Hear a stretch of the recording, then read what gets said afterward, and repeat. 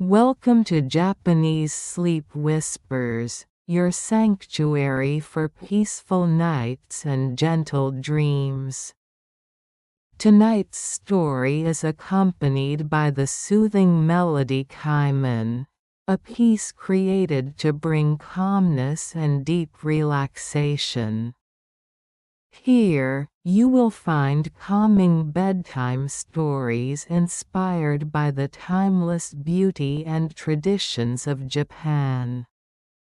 Whether you seek peace after a long day, relief from stress, or help drifting into sleep, these stories will guide you toward tranquility. Imagine moonlit gardens, ancient temples, and whispering bamboo forests as the music of Kaiman carries you deeper into stillness. If you'd like these soothing moments to be part of your nightly ritual, consider subscribing so they're always here when you need them. Thank you for listening. May Kaiman and these gentle whispers bring you peace, tonight and always. Petals floating on the evening stream. Prologue whisper of the stream. The evening settles gently over Kyoto, like a silken kimono draped upon the shoulders of the earth. The air is thin and fragrant, tinged with the faint scent of camellia and rain. Along the Kamigawa River, where ripples catch the fading light, petals drift like fragments of memory, quiet, unhurried, eternal in their impermanence. In a small tea house tucked between the river and the narrow lanes of Gion, a paper lantern flickers. Its glow trembles as if the flame itself breathes with the rhythm of the water. Behind the wooden lattice, the faint sound of a shamisen can be heard, slow, wistful, like a sigh that has forgotten its origin. Aiko kneels before her mirror, still and patient. Her reflection is delicate, not of a girl, not yet of a woman, but of something in between, poised on the edge of transformation. The white of her face powder catches the lantern's glow. Her lips are a quiet blossom painted in dusk red. She has spent the day preparing for a performance, yet tonight feels different. Outside, the rain has ceased, and a mist rises from the stones. The city exhales. The bells of a distant temple mark the hour with solemn grace. Somewhere, a night heron calls a single, hollow note that drifts through the dark. Aiko listens. There is music in silence, she thinks. The city sleeps beneath it, and she dances within it, unseen, unheard, yet entirely alive. Her Okaa-san, the mistress of the tea house, speaks softly from the next room. Aiko, the guests will arrive soon. Remember, tonight you are not yourself. You are the moonlight. You are the stream. Aiko bows her head, the hairpins trembling like stars. Yes, Okaa-san. Outside, the petals continue their slow descent. Somewhere among them, the stream whispers a voice, neither of water nor wind, but something older, waiting to be remembered. Chapter 1: The Dance of Lanterns. The street is narrow and glistens with the sheen of recent rain. Lanterns sway from eaves, their red paper glowing like captured fireflies. The scent of grilled fish and wet earth lingers in the air. Aiko steps carefully, her akobo clogs striking the stones with a rhythm that echoes softly through the night.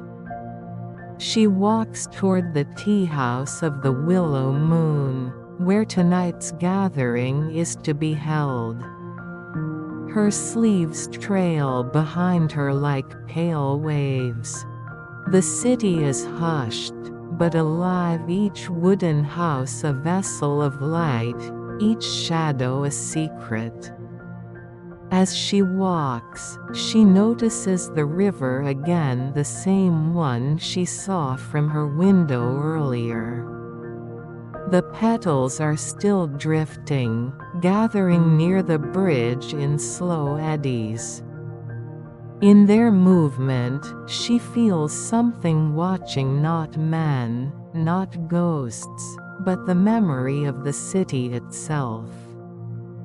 Kyoto, she has always thought, remembers everything. When she arrives at the tea house, the Okawa-san greets her with a nod. Inside, two guests already sit on the tatami, their posture straight, their eyes calm. One is an old scholar, his robes faintly scented with incense. The other, a young painter from Tokyo, had his hands stained faintly with ink. "You honor us with your art tonight," the scholar says. "Art?" Aiko smiles gently. "I only dance. All art begins in stillness," he replies. "And you carry silence well." The Okawa-san pours sake.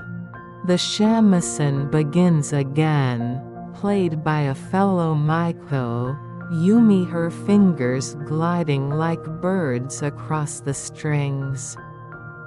The music is soft, almost hesitant, as though aware that sound might disturb the delicate balance of the night.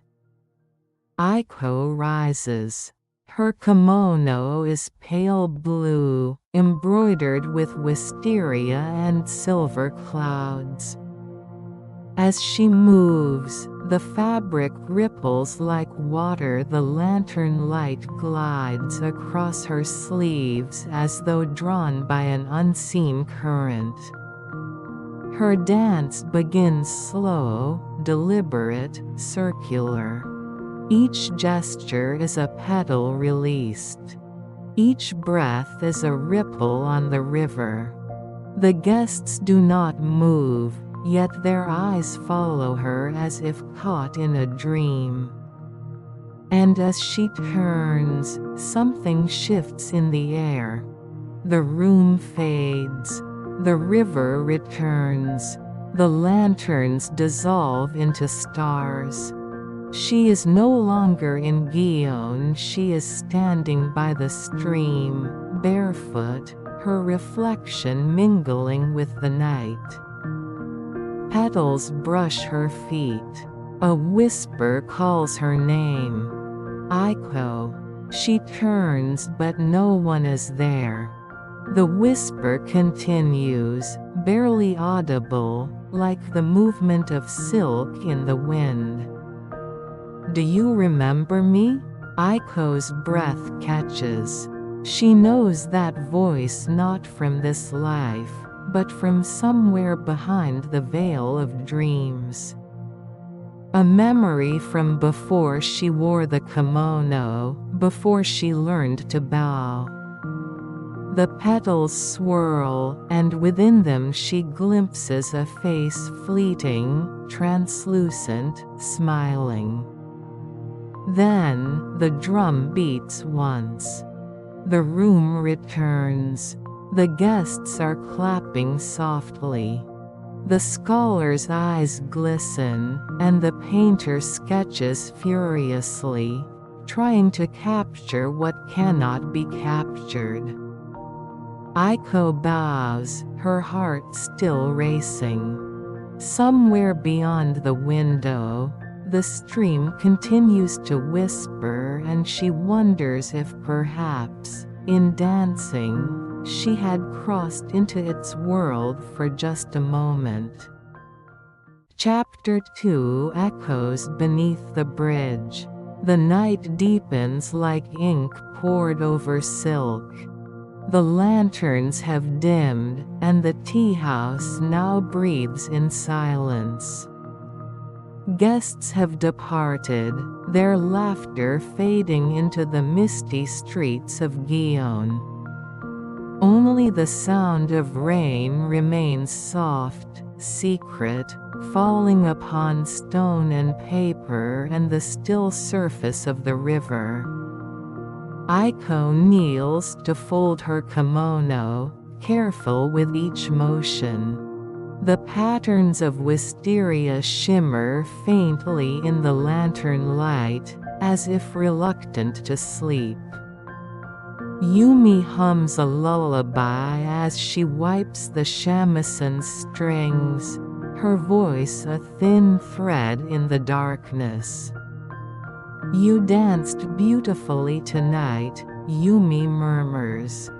"Thank you," Aiko replies, her tone quiet. The guests could not look away. Even I forgot to breathe. "It was not me they saw," Aiko says, half smiling. "It was the river." Yumi tilts her head. "You always say strange things after you dance." Aiko laughs softly. "Maybe the stream whispers to me when I move. Then tell it to bring good fortune," Yumi teases. "Our Okawa-san says we must charm both the living and the spirits." The two girls share a brief smile before parting for the night. The tea house falls into slumber, but Aiko's thoughts do not. That voice from earlier, soft, familiar, like the river calling her name, will not fade. She steps outside. The air is cool and full of scent, wet pine, stone, and the faint sweetness of plum blossoms. The moon hides behind thin clouds, spilling its pale light through them like ink bleeding on paper. Barefoot now, Aiko walks toward the bridge.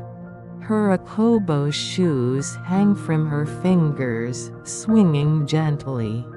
The city is nearly silent, even the cicadas have stilled. When she reaches the river bank, she pauses. The petals from earlier have gathered near the stone pillars of the bridge, moving in slow spirals upon the current. The water murmurs soft syllables without language. "Do you remember me?" The voice again gentle, patient, as if it has been waiting for centuries. Aiko kneels by the water's edge, her reflection trembling beneath her. "Who are you?" she whispers. "Once, we danced beneath the same moon," the voice answers. "Before you were Aiko, before you wore silk and silence. Then what was I? You were light upon the stream. You were the sound between footsteps. You were every petal that ever touched the water." A shiver runs through her, though not from fear. The voice is not frightening, it is familiar, tender, like an old song sung in a forgotten language. She closes her eyes, and for a moment, the city dissolves. She sees another Kyoto, one made of dreams and memories. Lanterns floating upon the river like souls on their journey. Bridges made of mist. And upon one of them, a figure waiting, neither man nor spirit, cloaked in moonlight. He smiles when she approaches. His eyes are endless, reflecting both river and sky. "You returned," he says. "I don't remember leaving. All who are born forget," he murmurs. "But the stream remembers for them." Aiko reaches out, and the vision shatters like glass touched by wind. She gasps back by the river bank, the petals swirling once more. The temple bell tolls in the distance. 1, 2, 3. Each note ripples across the night, carried downstream. She looks up to see an old man standing at the edge of the bridge. His robe is travel-worn, his posture humble, his eyes reflecting the faint glow of the moon. He watches her for a long moment before speaking. "Strange hour for a Maiko to wander," he says gently. "I couldn't sleep. The river is a restless companion. It stirs memories best left quiet." "Do you know its voice?" she asks. "All of Kyoto knows it," the old man smiles faintly. "Some listen, most forget. But a few, his gaze lingers on her, a few are chosen to hear." Before she can ask what he means, he turns and begins to walk away, his sandals whispering against the bridge's stones. The mist swallows him before he reaches the other side. Aiko remains still. She feels the weight of unseen eyes, gentle, watching, waiting. The petals drift closer to her feet, gathering as though drawn by breath.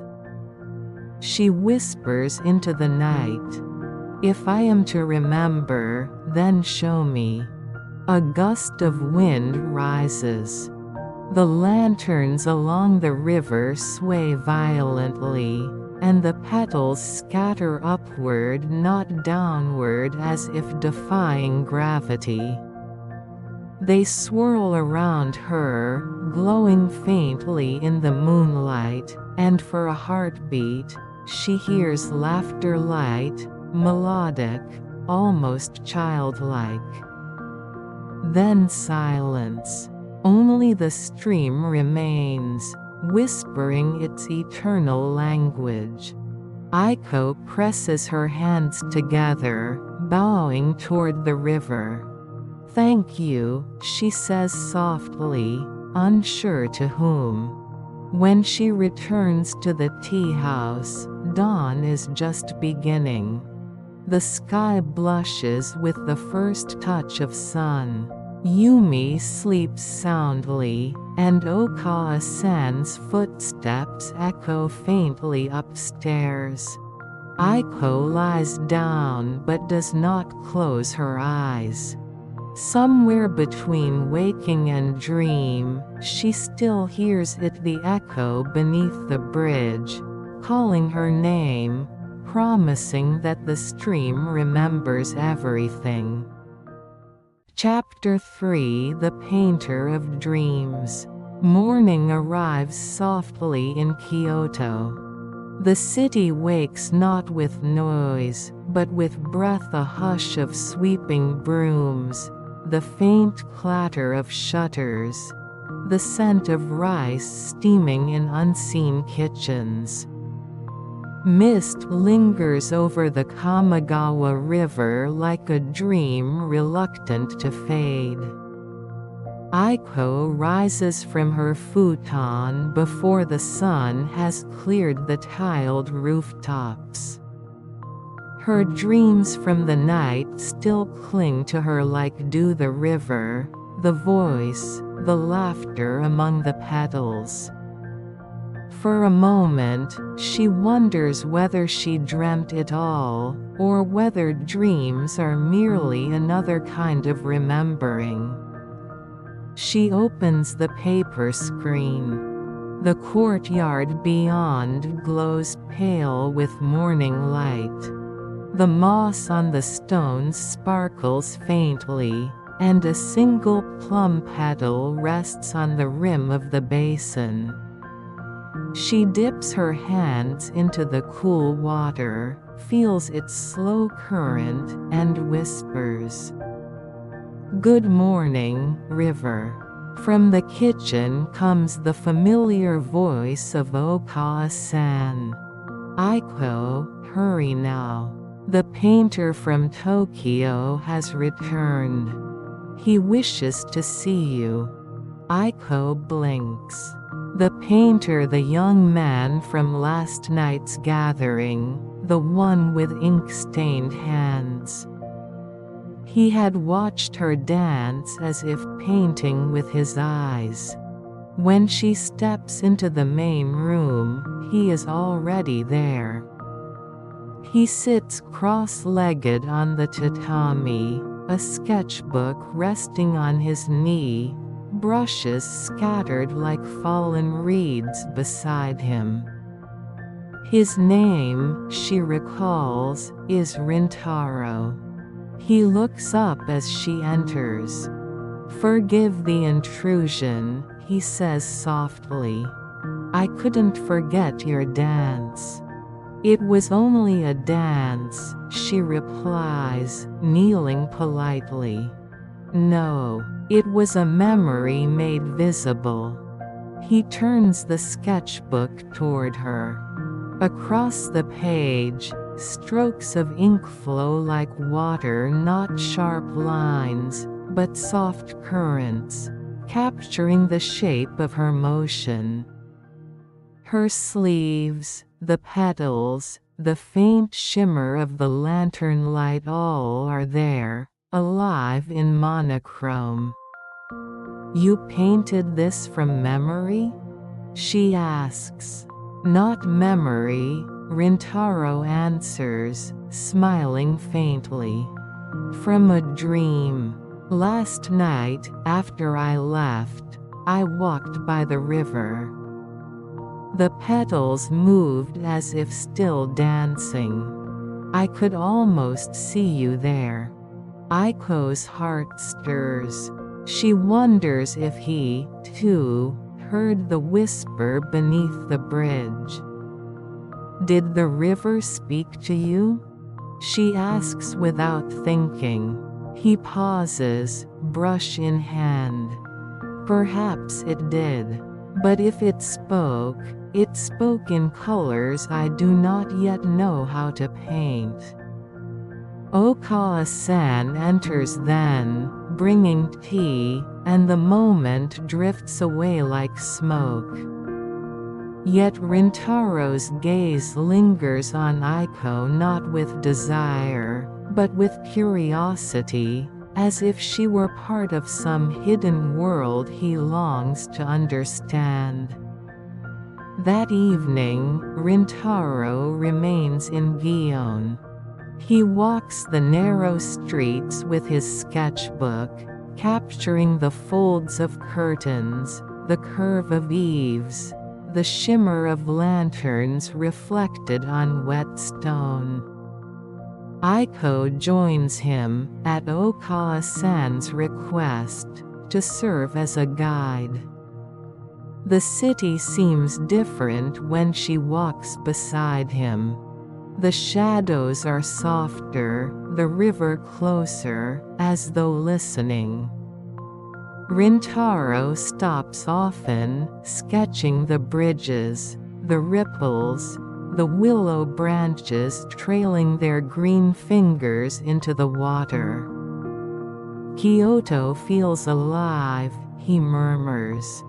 It is, Aiko says simply. Then what of Tokyo? Tokyo is a dream that forgot how to wake, she says, half smiling. He laughs quietly. And Kyoto? Kyoto dreams even when awake. As they walk, a chill wind rises, carrying the faint scent of incense from a nearby temple. The dusk bells begin to toll low, resonant, endless. Aiko pauses, her eyes drifting toward the river. For an instant, she sees something, a figure standing beneath the bridge, half shrouded in mist. A tall shape, still as a reflection, watching her. She blinks, and it is gone. Rintaro notices her stillness. Are you all right? Yes, I thought I saw someone. Many spirits wander here, he says lightly, not mocking but sincere. Kyoto keeps its ghosts close. They continue walking until they reach the very bridge where she had knelt the night before. The current glides beneath them, smooth and endless. Rintaro leans over the railing, his expression thoughtful. I dreamt of this place before coming here, he says suddenly. The same bridge. The same sound of water. Only, in my dream, a girl was standing below, her kimono bright as the moon. Did she speak? No. She only watched the petals drift by. When I tried to call to her, she smiled and vanished. Aiko's breath trembles. Perhaps dreams remember what we forget, she says. He looks at her, then truly looks, and for a heartbeat she feels seen, not as a dancer, but as something older. Something the river itself had painted into being. Night deepens once more. They return to the tea house, where Okawa-san welcomes Rintaro with warm sake and stories of old Kyoto. Yumi plays the shamisen again, but slower this time, her melody like moonlight bending upon water. As Aiko prepares to dance, Rintaro sets his brush aside and watches. Her sleeves rise, her steps flow, her breath becomes rhythm. Yet tonight, something inside her moves differently, as if the stream itself dances through her veins. And then, just as she turns beneath the lantern light, she feels it, a coldness, a whisper, a flutter of unseen petals brushing her cheek. The air bends, and for an instant she is standing not in the tea house but upon the river itself. Below her, the petals form a path of light. Above, the moon trembles, silver and vast. She walks forward, or perhaps glides toward a figure waiting at the heart of the current. The same voice greets her. You have returned, light of the stream. Who are you? Once, I was the painter of dreams. He raises a hand, and she sees a brush made of starlight. With each motion, the water ripples into images: mountains, temples, plum blossoms, and faces she almost remembers. "I painted what was lost," he says, "and in doing so, I became a memory myself." "Then why call me?" "Because you, too, are a painting drawn by the river's hand. And soon, you must remember what you once were." Before she can answer, the image dissolves. She is back in the tea house, kneeling mid-dance, her breath uneven. The guests are silent, the shamisen still. Only Rintaro looks at her, wide-eyed, his brush trembling in his hand. "You saw it too," she whispers. He nods slowly. "The river painted through you." Aiko bows her head, her pulse soft as rain. Outside, the Kamigawa hums beneath the bridge, carrying whispers and dreams alike downstream, toward something ancient that waits to be remembered. Chapter 4: The Lanterns of Lost Time. The rain returned to Kyoto the next evening, not fierce, but gentle, like a memory brushing against the present. Each drop carried a shimmer from the lanterns that lined the narrow lanes, their reflections trembling upon the wet stones.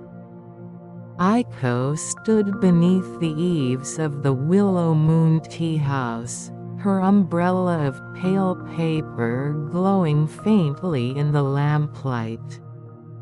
The world smelled of cedar and rain, of night just beginning. She watched the river beyond the houses, the Kamigawa, silver and endless, and thought again of the voice of the man who called himself the painter of dreams. His words lingered within her like an echo trapped beneath glass. "You are a painting drawn by the river's hand." What could that mean? She was flesh and breath, wasn't she? A girl who danced and laughed and bowed. Yet sometimes, when the music faded and silence gathered, she felt her body dissolve into air, her heartbeat slow until it matched the rhythm of the stream. Rintaro arrived just as the evening deepened. His robe was soaked at the edges, his hair was damp and uncombed, and his hands were still stained with ink. He carried something wrapped in cloth, a canvas, its corners peeking through. "I painted it after last night," he said softly, placing it before her. When Aiko unwrapped it, she gasped. The painting showed the Kamigawa at night, moonlight rippling upon its surface, and there, in the center, stood a figure in blue, her face half turned, her hair adorned with silver pins. The petals swirled around her feet, glowing faintly, as if alive. "It's me," Aiko whispered. "It's what I saw," Rintaro replied. "But when I painted it, something strange happened." Strange? The brush moved on its own. The river's reflection appeared before I touched the ink. And the face, he hesitated. The face felt older, as though I were painting someone I'd known for centuries. Aiko looked at the figure again. Yes, the face did not quite belong to her. It was her and not her, a reflection remembered rather than seen. She traced her fingers along the canvas. The paint was still slightly damp. Beneath her touch, she thought she felt a pulse, faint, rhythmic, like water moving beneath stone. "Perhaps the river painted through you," she murmured. Rintaro smiled faintly. "Then it must have known her name before I did." That night, Kyoto celebrated the Toro Nagashi, the floating of lanterns upon the river. Every year, when summer began to fade, people sent paper lanterns downstream, carrying prayers for the departed. Aiko and Yumi joined the crowd near Shiyo Bridge, their white sleeves folded and tied against the breeze. The air shimmered with the scent of candle wax and plum incense. Children laughed.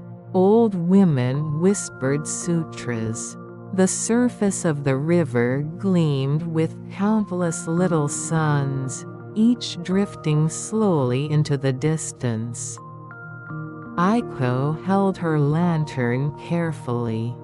Upon its paper sides, she had brushed a single word in calligraphy, Kyoku memory. "Who will you find?" Yumi asked, adjusting her hairpin. "Perhaps myself," Aiko answered softly. She knelt by the water, lowering the lantern until its base was submerged in the current. For a moment, its reflection merged with her own, two faces trembling, one of this world, one of light. Then the current took it, carrying it toward the bridge.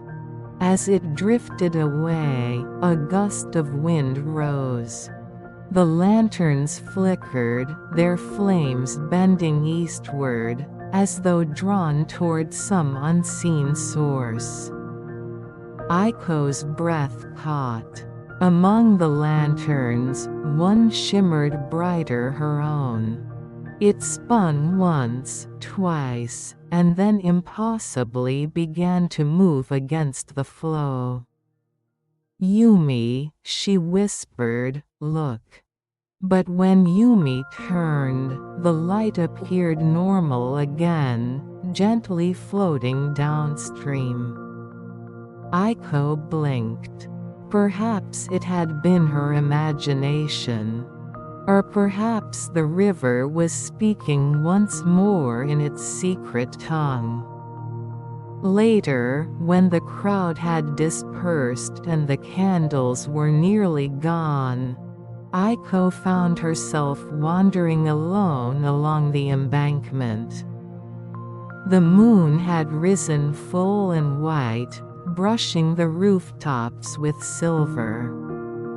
She walked until she reached the bridge where she had heard the voice before. There, upon the water, a few lanterns still floated, tiny, flickering souls adrift in eternity. And among them her lantern. It glowed brighter now, as though waiting. Without thinking, she stepped closer. The stones beneath her feet were slick, the wind cool. She knelt at the edge of the bridge and reached down. The water touched her fingertips, cold, alive. The light trembled, and then a hand rose from the current. It was not human, translucent, made of moonlight and water. It did not frighten her. Instead, it felt like recognition. You found me again, the voice murmured, the same voice that had haunted her dreams. Who are you? She whispered. I am what remains when memory takes form. I am the painter who forgot his own face. She watched as the figure emerged, formed from mist and light, the same one she had seen in her vision. His eyes held the color of deep river water, his smile gentle, mournful. Why do you call me? Because you remember the river, he said. And the river remembers you. Once, you guided the lanterns each year. You walked their path until the dawn, carrying every wish the living dared to whisper. That cannot be. It was long before you were Aiko. But the stream never forgets its dancers. He touched the lantern and suddenly, she saw flashes 1,000 nights. 1,000 faces. Lanterns floating endlessly, guided by unseen hands. Her own laughter echoes through time. Then, silence. The figure began to fade, his outline dissolving into mist. When the final lantern is lit, he said, you will remember everything. The wind stirred. The river's surface stilled. And then he was gone. Aiko stayed by the water until dawn. The sky lightened from indigo to pale gold, and the city slowly woke. When she finally rose, her hair was damp, her sleeves heavy with dew. As she turned back toward Gion, she saw Rintaro standing at the top of the embankment, holding his sketchbook. He had been watching, though she could not tell for how long. You saw him, didn't you? He said quietly. Yes, she whispered. And I think I have seen him before. In another life. Rintaro nodded, his eyes calm but haunted. Then perhaps that is why I came here. To paint what only you can remember. He lifted his brush and began to draw not the river, but her, standing between the living and the unseen, dawn and dusk, memory and dream. And as the first light touched the river, a single lantern still floated downstream, its flame steady, carrying within it the quiet heartbeat of time itself. Chapter 5 Voices of the Willow. Morning passed like the slow turning of a fan. The air was light, the city quiet, as though Kyoto itself were resting after the festival. Aiko sat by the open veranda of the tea house, brushing her hair. Each stroke made a soft sound whisper like rain falling through leaves. Outside, the willows along the Kamigawa swayed gently. Their branches, long and green, dipped toward the water as though listening. Rintaro had gone to the marketplace to buy new brushes. Yumi still slept, her dreams surely full of music. Okawa-san hummed somewhere in the kitchen, preparing the morning rice. And yet, within that ordinary calm, Aiko felt something stir, a faint hum beneath the stillness, the same vibration she had felt beside the bridge. The air around the willow trees seemed alive, murmuring in a language she almost understood. She set her brush aside and stepped outside. The morning sun shimmered through the willow leaves, scattering patterns of light upon her kimono. The wind brushed her cheek, carrying with it a whisper. "Aiko." She froze. The voice was soft, neither male nor female, but ancient, older than the river, older than the city itself. "Who's there?" she asked quietly. "We are the memory of roots," the voice answered. "We have watched you dance beneath our shadows for 100 lifetimes." Aiko knelt beside the tree, her palms pressed against its smooth bark. The surface was cool, but beneath it pulsed warmth, a slow heartbeat. Images began to rise in her mind, women in bright kimonos crossing wooden bridges, laughter under paper lanterns, petals falling like snow upon water. Every scene shimmered for a breath and vanished, replaced by another, as though the willow was showing her the dreams of Kyoto itself. "Why show me this?" she whispered. "Because you remember," the willow sighed. "You were born from this earth. When you dance, the city breathes through you." Aiko bowed her head, tears glimmering in her eyes. For the first time, she felt not small but infinite, a part of something vast and ancient, woven from time and silence. That afternoon, Rintaro returned, his eyes bright with purpose. "You've been crying," he said gently. "Not from sadness," she replied. "From remembering." She told him of the willow's voice, of the visions that had flowed through her like dreams too vivid to be dreams. He listened without interruption, his hands motionless upon his sketchbook. "The willows remember everything," he said at last. "They grow along the same water that carried lanterns centuries ago. Perhaps they have become the city's soul.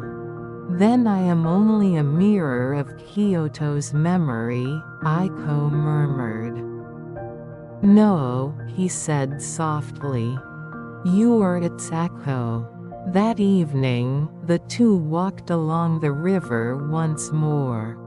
The festival had ended, yet a few stray lanterns still drifted along the current, fragile suns lost among reflections. The air smelled of wet earth and fading incense. They stopped before the oldest willow, the one whose roots gripped the riverbank like the hands of an elder. Its branches reached low over the water, the leaves brushing the surface, whispering endlessly. "Do you hear it?" Aiko asked. Rintaro nodded slowly. "Yes, it sounds like words half remembered." He opened his sketchbook and began to draw not the tree itself, but the space between its leaves, the invisible movement of sound. His strokes were delicate, reverent. Aiko watched, her heart calm. The river murmured. The willow bent closer. "You have met the painter of dreams," the willow whispered to her alone. "Yes," she breathed. "He said the river remembers me." It remembers him, too. Once, he painted the souls of Kyoto, the dancers, the poets, the lost children. His art kept their memories alive. But when he began to dream of the living world, he forgot himself. Then what am I to him? You're the bridge between what was painted and what still breathes. The words filled her with a strange peace and sorrow. She turned to Rintaro, his brow furrowed, his brush trembling. "You hear something, don't you?" she asked. He exhaled. "It's as if the air hums through me. Every stroke feels guided by something unseen. Maybe the willow paints through you," she smiled faintly. He looked up, eyes soft. "Then perhaps the river has found its voice again." As night fell, the wind grew stronger. The willow branches danced like long green ribbons in the moonlight, their shadows weaving across Aiko's sleeves. She began to move instinctively slow, graceful, her dance mirroring the rhythm of the trees. The leaves rustled in time with her breath. The river shimmered beneath her feet. Rintaro watched, frozen, brush forgotten in his hand. And then, something extraordinary happened. The lanterns still floating on the water began to rise one by one, glowing brighter, their flames no longer trembling. They lifted gently into the air, drifting upward like fireflies. The light reflected in Aiko's eyes, and for a moment, she saw herself not as a girl but as a figure. Woven from wind and light, the same dancer she had glimpsed in her visions. The same spirit that the painter of dreams once painted long ago. "Do you see them?" she whispered. "Yes," Rintaro breathed. "But no one else does." The willow's voice murmured one final time. "When the lanterns reach the stars, memory becomes eternity." The lights ascended higher, dissolving into the night sky until only the reflection of the moon remained. The air was still again. The willow bowed low, as if in prayer. Aiko knelt, her heart trembling between awe and longing. Rintaro placed his sketchbook beside her, closed. "I will not paint this," he said quietly. "Some beauty is meant only to be remembered." Later, as they walked back toward Gion, Aiko glanced over her shoulder. The willow stood silent, its branches silver in the moonlight. And for just an instant, she thought she saw faces among the leaves, faint, smiling, the spirits of those who had danced before her. "Good night," she whispered. The leaves stirred, as though answering. And the river, eternal and patient, carried the sound away, to where dreams and memories intertwine. Chapter 6: The Moon's Mirror. Night unfolded like a silk fan, cool and endless. The moon hung low above Kyoto, its light pale and trembling upon the water. Every rooftop, every willow branch, Every ripple of the Kamigawa shimmered as though breathing in quiet rhythm with the sky. Aiko stood alone on the veranda of the Willow Moon Tea House, her eyes lifted toward that great silver mirror above. She had danced again that evening, a private performance for no one but herself. Her sleeves still carried the scent of incense, her feet were damp with dew. Yet something in her heart would not rest. Ever since the night of the lanterns, she had felt the world growing thinner around her. As though the walls of reality were made of paper and behind them, light waited, watching. She closed her eyes. The sound of the river rose steady, ancient, tender. And then she heard it again, the voice she had first met by the bridge, soft as moonlight upon silk. Aiko. She turned.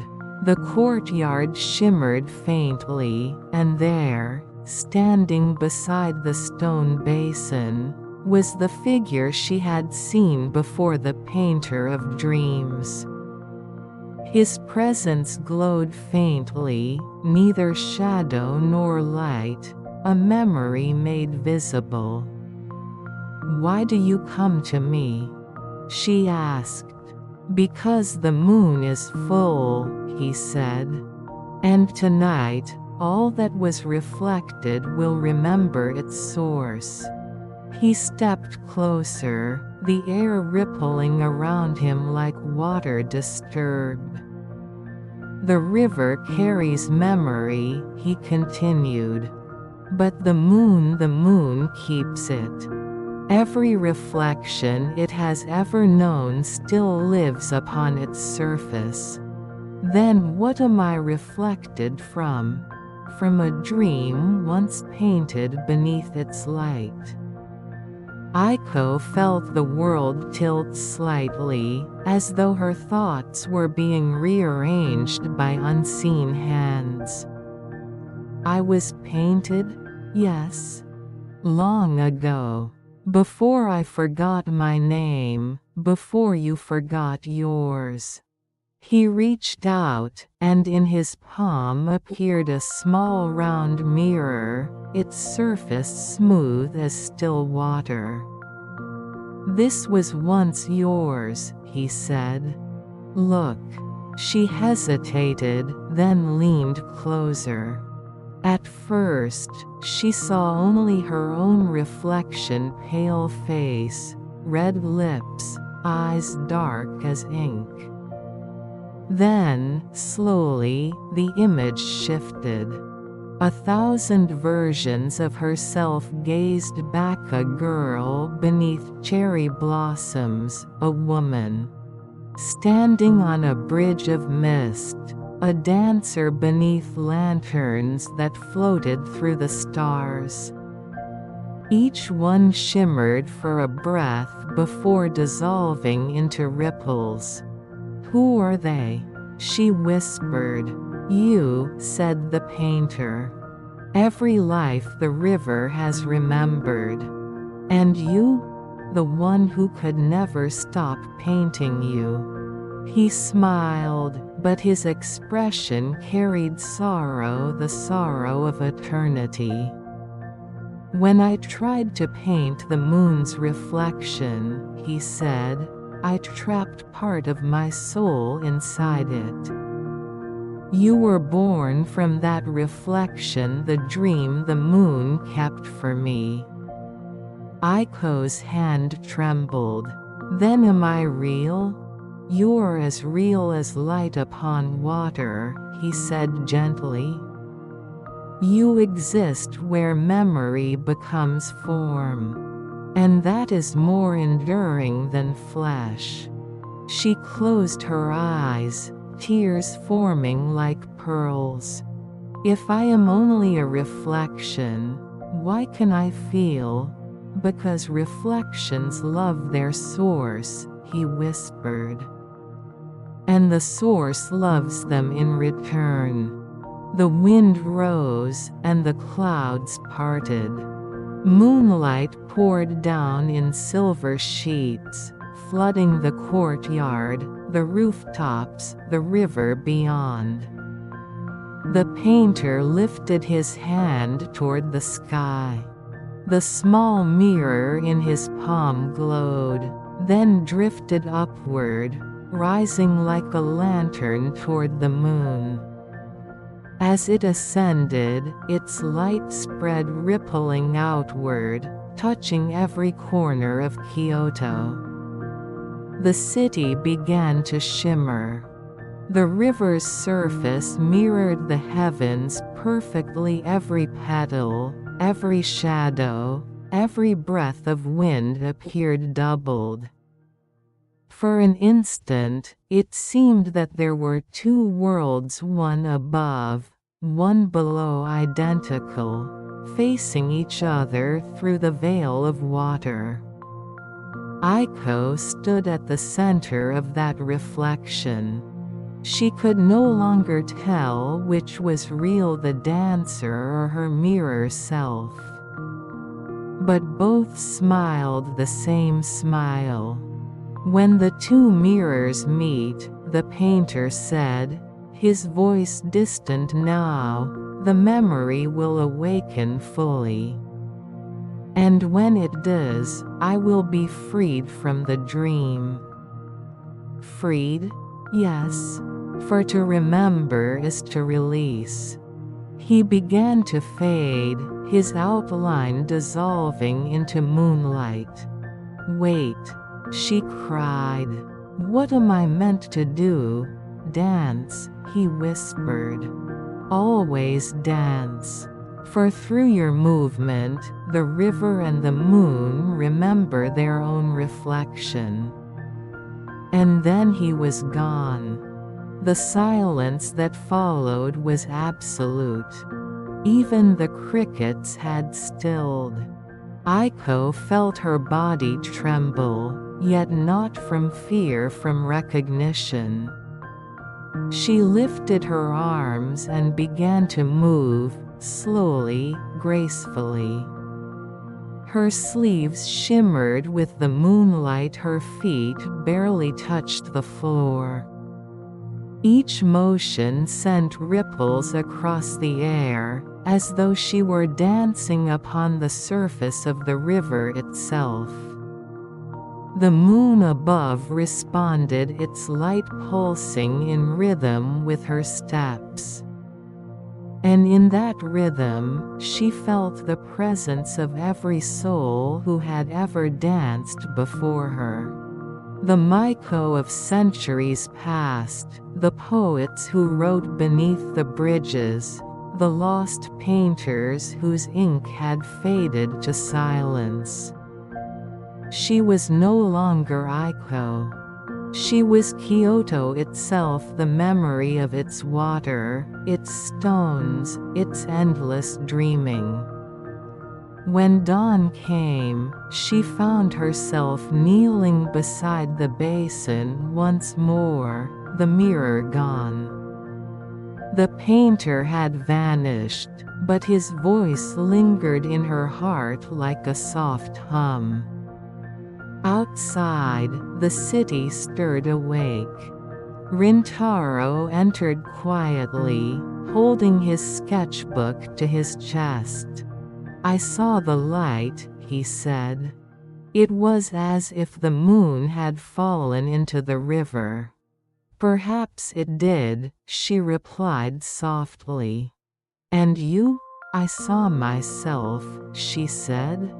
All of myself. The lives I had forgotten. He nodded slowly, understanding more than her words could say. Then he opened his sketchbook, revealing a new page. There, drawn in fine strokes of ink, was Aiko, her figure luminous, standing between two moons, one above, one below. In her hand, she held a single white petal. "I didn't paint this," he murmured. "When I awoke, it was already there." Aiko smiled faintly. "Then perhaps the moon remembers you, too." They stood together in silence, watching as the last of the night dissolved into gold. The river shimmered, calm and endless, and for a fleeting instant, Aiko thought she saw her reflection wave not as a shadow, but as another self, smiling beneath the water's mirror. Chapter 7: The Garden of Forgotten Names. The morning mist drifted low across Kyoto, wrapping the streets in a soft veil. From the veranda, the city looked half-dreamed, rooftops dissolving into clouds, temple bells echoing faintly from unseen hills. Aiko walked slowly toward the back garden of the tea house, carrying a small lantern. She had slept little. Her dreams had been filled with whispers, not of voices, but of names. Names she could not quite remember, though each one brushed her heart like the sound of falling rain. When she reached the gate, she paused. The willow trees stood still, their leaves trembling only when touched by the faintest wind. Beyond them lay a small walled garden that few ever entered. It was said that the tea house had been built upon the remains of an older shrine, one dedicated to those whose names had been lost to time. The stone path was lined with moss and faintly glowing petals.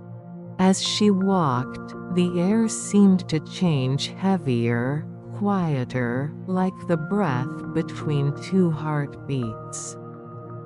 At the center of the garden stood an ancient cherry tree. Its bark was pale and smooth, and its branches, though bare, held a faint shimmer as though remembering blossom. Beneath it lay dozens of small stones, each inscribed with characters so faded they could no longer be read. Aiko knelt and brushed the moss from one of them.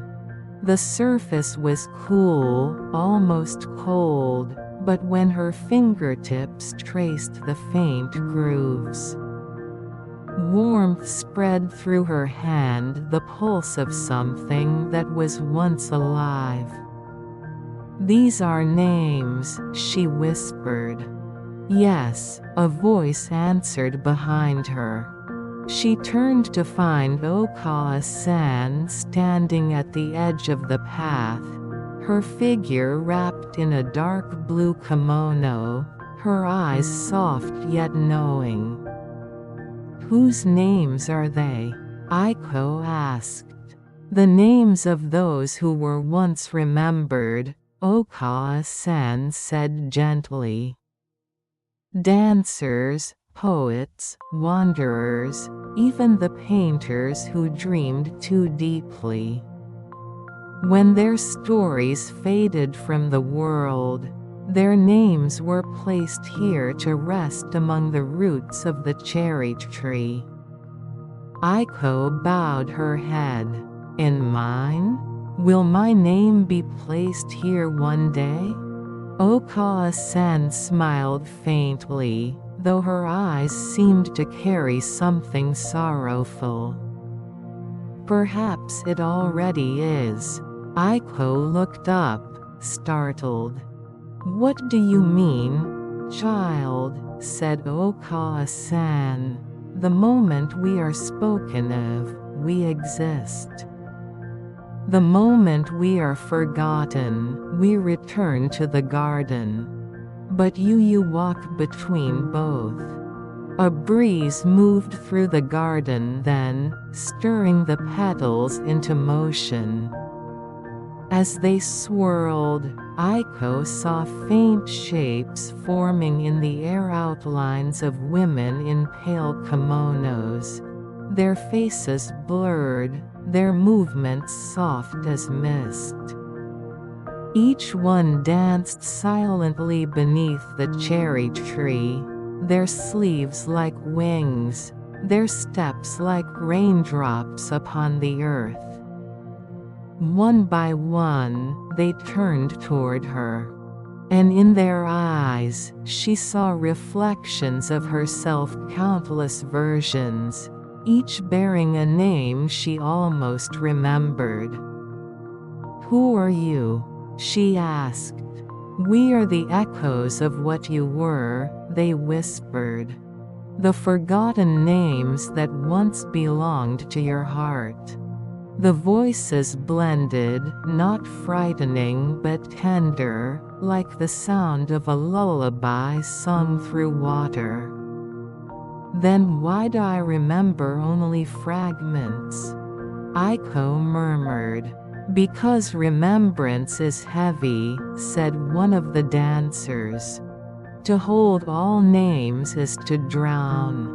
So we scatter them like petals, and you gather only those your soul can bear." She watched as the figures slowly dissolved into drifting petals, merging again with the garden air. When the last one faded, Aiko found herself alone, her lantern flickering weakly beside the roots. That evening, she returned to her room in silence. Rintaro was there, sketching quietly by candlelight. He looked up when she entered and noticed the distant look in her eyes. "You've seen something again," he said softly. "A garden of names," she replied. "And I think mine was among them." He closed his sketchbook. "Do you wish to remember it?" "I'm not sure," she said after a long pause. "If I remember, perhaps I'll no longer be who I am." He nodded. "And yet forgetting seems like another kind of death." For a moment, they sat in silence, listening to the faint chirping of night insects.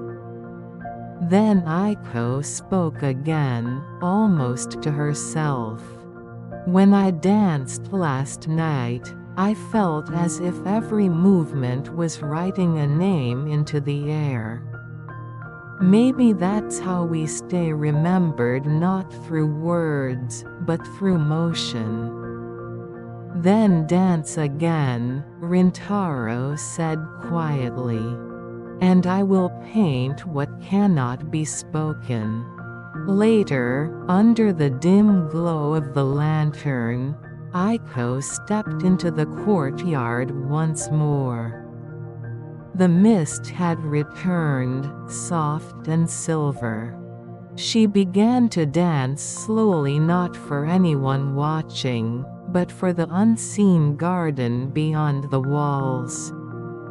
Each step, each turn, each sweep of her sleeve was a word, a syllable from a language older than memory, a prayer written in movement rather than sound.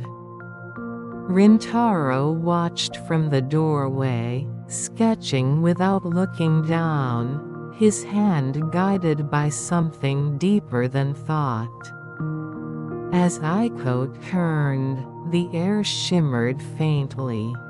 The mist thickened, and for a brief moment, the cherry tree from the hidden garden seemed to appear behind her, its pale branches glowing as though in bloom. From those branches, petals began to fall, countless, endless drifting around her like snow. And as each petal touched the ground, a sound echoed softly, like a name spoken just once before vanishing again. Rintaro stopped drawing, his breath caught in wonder. "Do you hear them?" he whispered. "Yes," Aiko replied, her voice trembling. "They're remembering me and forgetting me at the same time." When the dance ended, she stood motionless in the falling mist. The petals faded. The air grew still. Rintaro approached slowly and placed his hand over hers. "Even if the world forgets your name," he said, "it will still remember your movement. And I will remember both." Aiko smiled faintly, her eyes reflecting the faint glow of the lantern. "Then perhaps that is enough," she whispered. "To be remembered in motion, to exist only as long as the river flows and the moon shines." And as the final petals vanished, Kyoto exhaled the sound of a city dreaming, the whisper of countless forgotten names carried gently downstream. Chapter 8: The River That Sleeps. The night arrived quietly, wrapped in silver mist. The moon had waned to a thin crescent, a sleeping eye above Kyoto. The sound of the Kamigawa drifted through the air like breathing slow, steady, eternal. Aiko stood by the riverbank once more. She had come alone, guided by a feeling she could not name. The city behind her was hushed, as though holding its breath.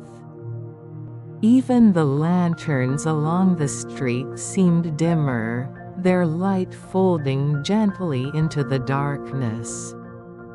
She knelt beside the water, touching the surface with her fingertips. It was cold, but not lifeless. It pulsed faintly beneath her touch, like the heartbeat of a giant creature sleeping beneath the world. "You've come back," the river murmured. Its voice was low and tender, the same tone she remembered from the night of the bridge. "I never left," she whispered. "You flow through everything I am." The water rippled, and a faint glow appeared, pale blue, like moonlight trapped beneath glass. "Then you are ready," said the voice, "to see what dreams when the river sleeps." Before she could speak, the current deepened, widening into a mirror that swallowed the stars. The reflection of the moon trembled once, then opened like a door made of light. Aiko gasped softly as the water rose around her ankles, her knees, her waist. It did not feel like drowning. It felt like falling upward. She found herself standing within a vast, luminous expanse, a place that looked like Kyoto and yet not Kyoto. The streets were made of water, the houses shimmered like paper lanterns. Cherry petals drifted in slow motion through the air, glowing faintly as if they were fragments of thought. Every sound was softened, as though wrapped in silk. The only constant was the murmur of the river, flowing both beneath and above her, through every dream she had ever known. "Where am I?" she asked.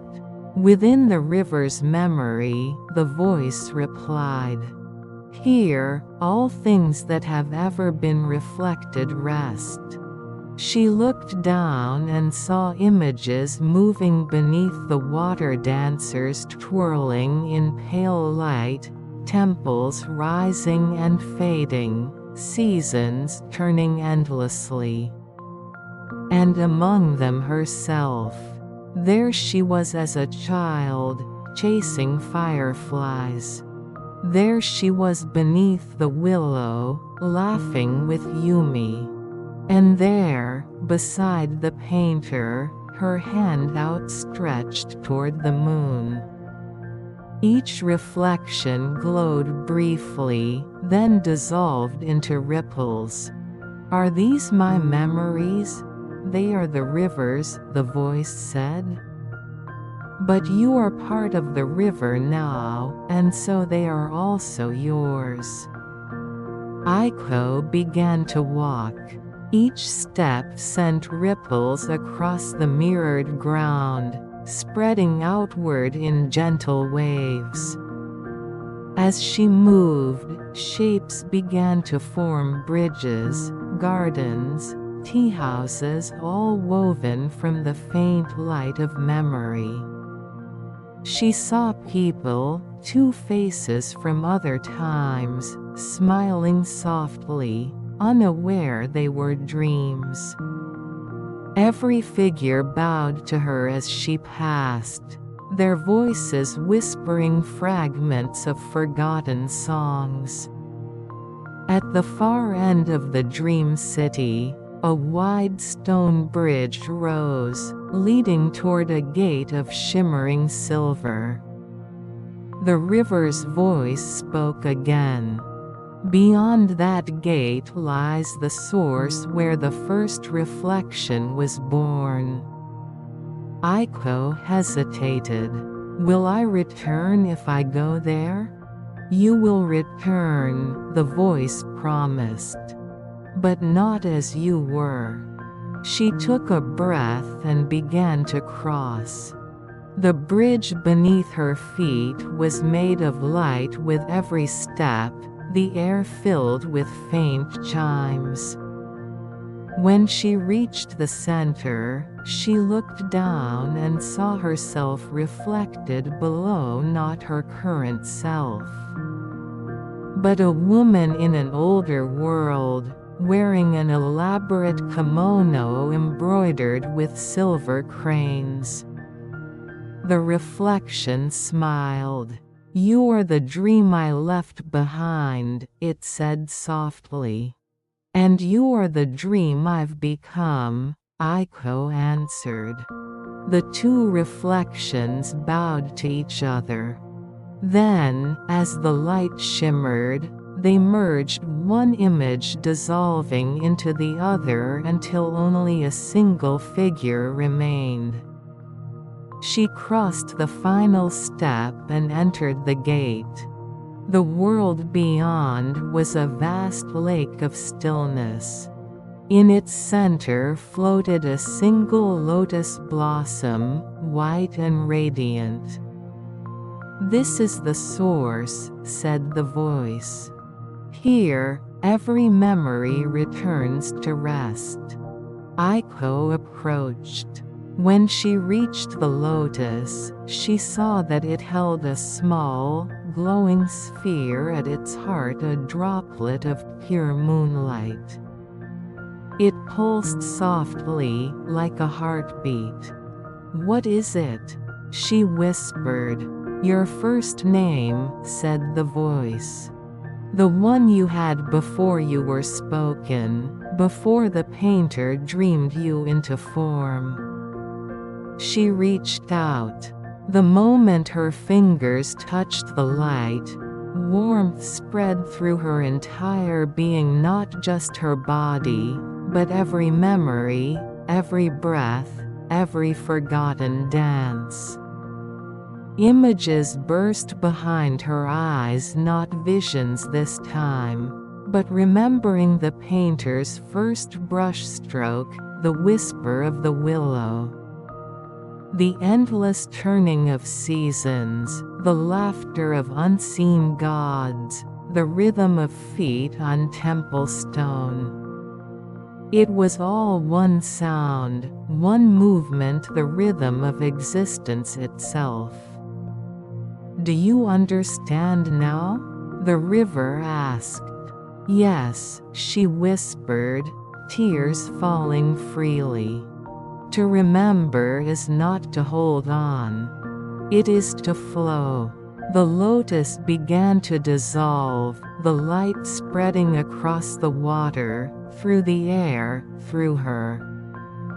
Her reflection shimmered, then split into countless streams of light, flowing back into the river's current.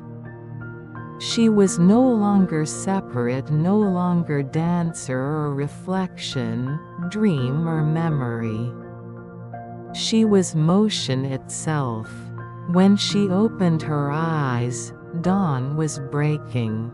She was kneeling once again by the Kamigawa, her hands resting on its surface. The water was calm, as though it had never stirred. Rintaro stood nearby, a sketchbook tucked beneath his arm. His expression was quiet, his eyes shining with something beyond words. "You were gone for hours," he said softly. "I thought the river had taken you." "It did," she said, smiling faintly. "And it gave me back." He looked at her as though seeing her for the first time. "You've changed," he murmured. "No," she replied. "I've simply remembered how to flow." They walked back toward the city together, the early sun painting gold upon the stones. The air smelled of new blossoms. Somewhere, a bell rang slow and deep, as though the world were waking from a long, beautiful dream. Behind them, the Kamigawa shimmered. Its current seemed to move with a new rhythm, gentle, breathing, alive. And as the wind passed over it, the faintest whisper echoed through the air. The river sleeps, but it never forgets. Chapter 9: The House of Returning Light. Morning returned like the slow unfurling of silk. The mist had lifted, and Kyoto lay bathed in a soft amber glow. The Kamigawa flowed quietly, its surface smooth as glass, as if it too were resting after a long dream. Aiko and Rintaro walked side by side through the narrow streets of Gion. The shops were still closed, the Norin curtains swaying gently in the morning air. From somewhere far away, a temple bell rang, its tone deep and lingering. "It feels different," Rintaro said. "What does?" "Everything. The air, the light, even the sound of footsteps." Aiko smiled faintly. "Perhaps it isn't the world that changed. Perhaps it's us." They reached the old tea house, the Willow Moon, and paused at the gate. The wooden sign hung crookedly, its paint faded from the night's moisture. And yet, when the light struck it just so, it gleamed with a quiet warmth, as if welcoming them home. Inside, Okawa-san was sweeping the veranda. She looked up as they entered, her face calm, eyes bright as river stones. "Ah," she said softly. "You've both come back. Did you think we wouldn't?" Aiko asked, smiling. "The river keeps what it loves," Okawa-san said, "and returns what it remembers. I only hoped you'd find your way to its heart and back again." Her words felt like a blessing, simple and infinite. Later that afternoon, Aiko sat in her room, gazing at her reflection in a small hand mirror. It was not the same face she remembered. Or perhaps it was, but her eyes now carried something deeper: the stillness of the river, the calm of the moon. Rintaro was in the garden, painting quietly beneath the willow. From her window, Aiko could see him working with a kind of reverence, each stroke deliberate, each pause filled with breath. She rose, crossed the room, and stepped outside. "What are you painting today?" she asked. "The light," he said without looking up. "The way it returns." She tilted her head. "Returns from where?" He smiled. "From forgetting." Aiko knelt beside him, watching as the shapes emerged upon the paper: a soft river bend, a line of willows, the faint outline of a dancer beneath falling petals. It was not her, and yet it was. "You've captured something that doesn't stay still," she murmured. "That's the only way light exists," he said. "In movement." That evening, as the sun dipped behind the western hills, the tea house filled with the golden hush of twilight. The lanterns were lit one by one, their flames flickering like small hearts. Okawa-san prepared tea in silence, her motions graceful, practiced, and serene. When the first star appeared, Aiko took her place in the small tatami room overlooking the garden. Tonight, she would dance once more, not for an audience, not even for herself, but for the city that had dreamt her into being. Rintaro sat near the open shoji door, sketchbook in his lap, though he did not plan to draw. He simply wanted to watch, to let his eyes remember. Aiko began to move.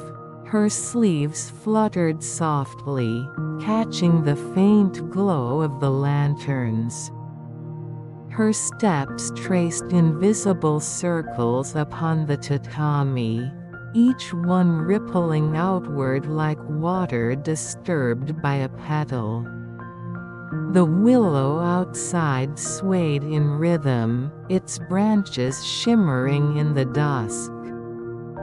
The sound of the river reached them faintly through the open air, steady and low.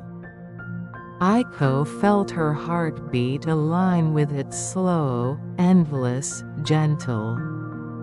And as she moved, she sensed the other dancers once again, the spirits of those who had come before, moving within her, through her, beyond her.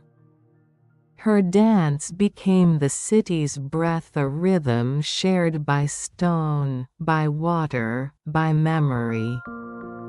The light within her rose like a tide, spilling softly from her skin, filling the room with warmth. Rintaro's eyes widened, but he did not move.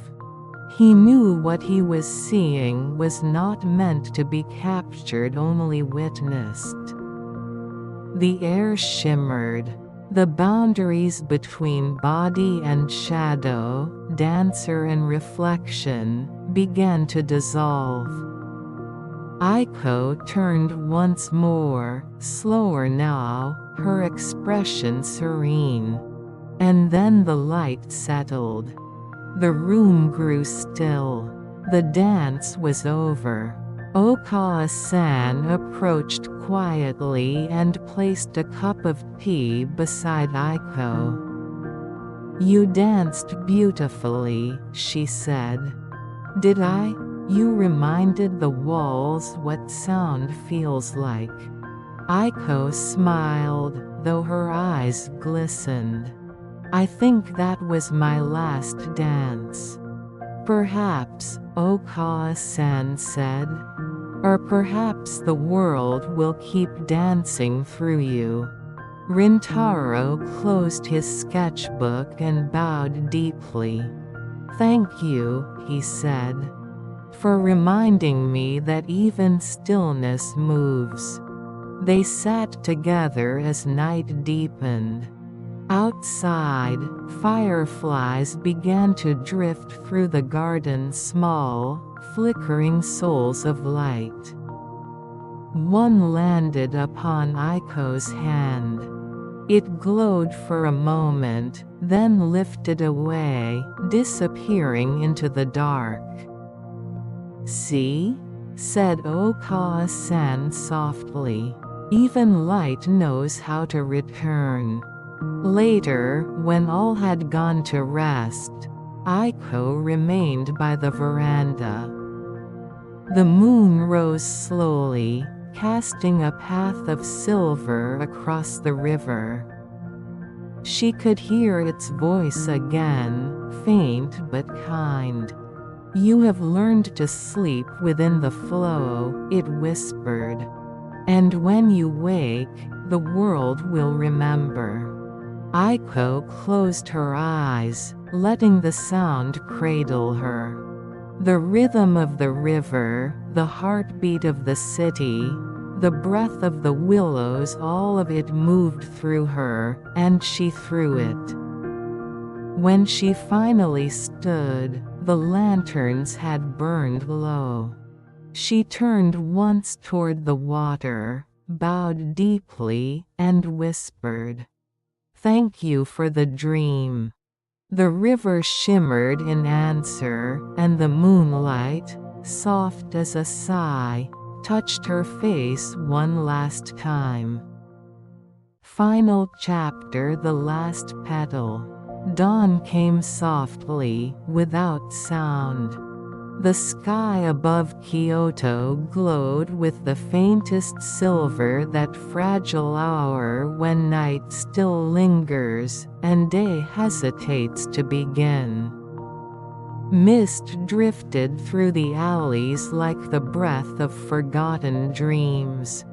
The river shimmered, calm and slow, its surface smooth as a mirror that no longer needs to reflect. Aiko woke before the first bell rang. The tea house was still. Even the wind seemed to rest. She rose quietly, wrapped her shawl around her shoulders, and stepped outside.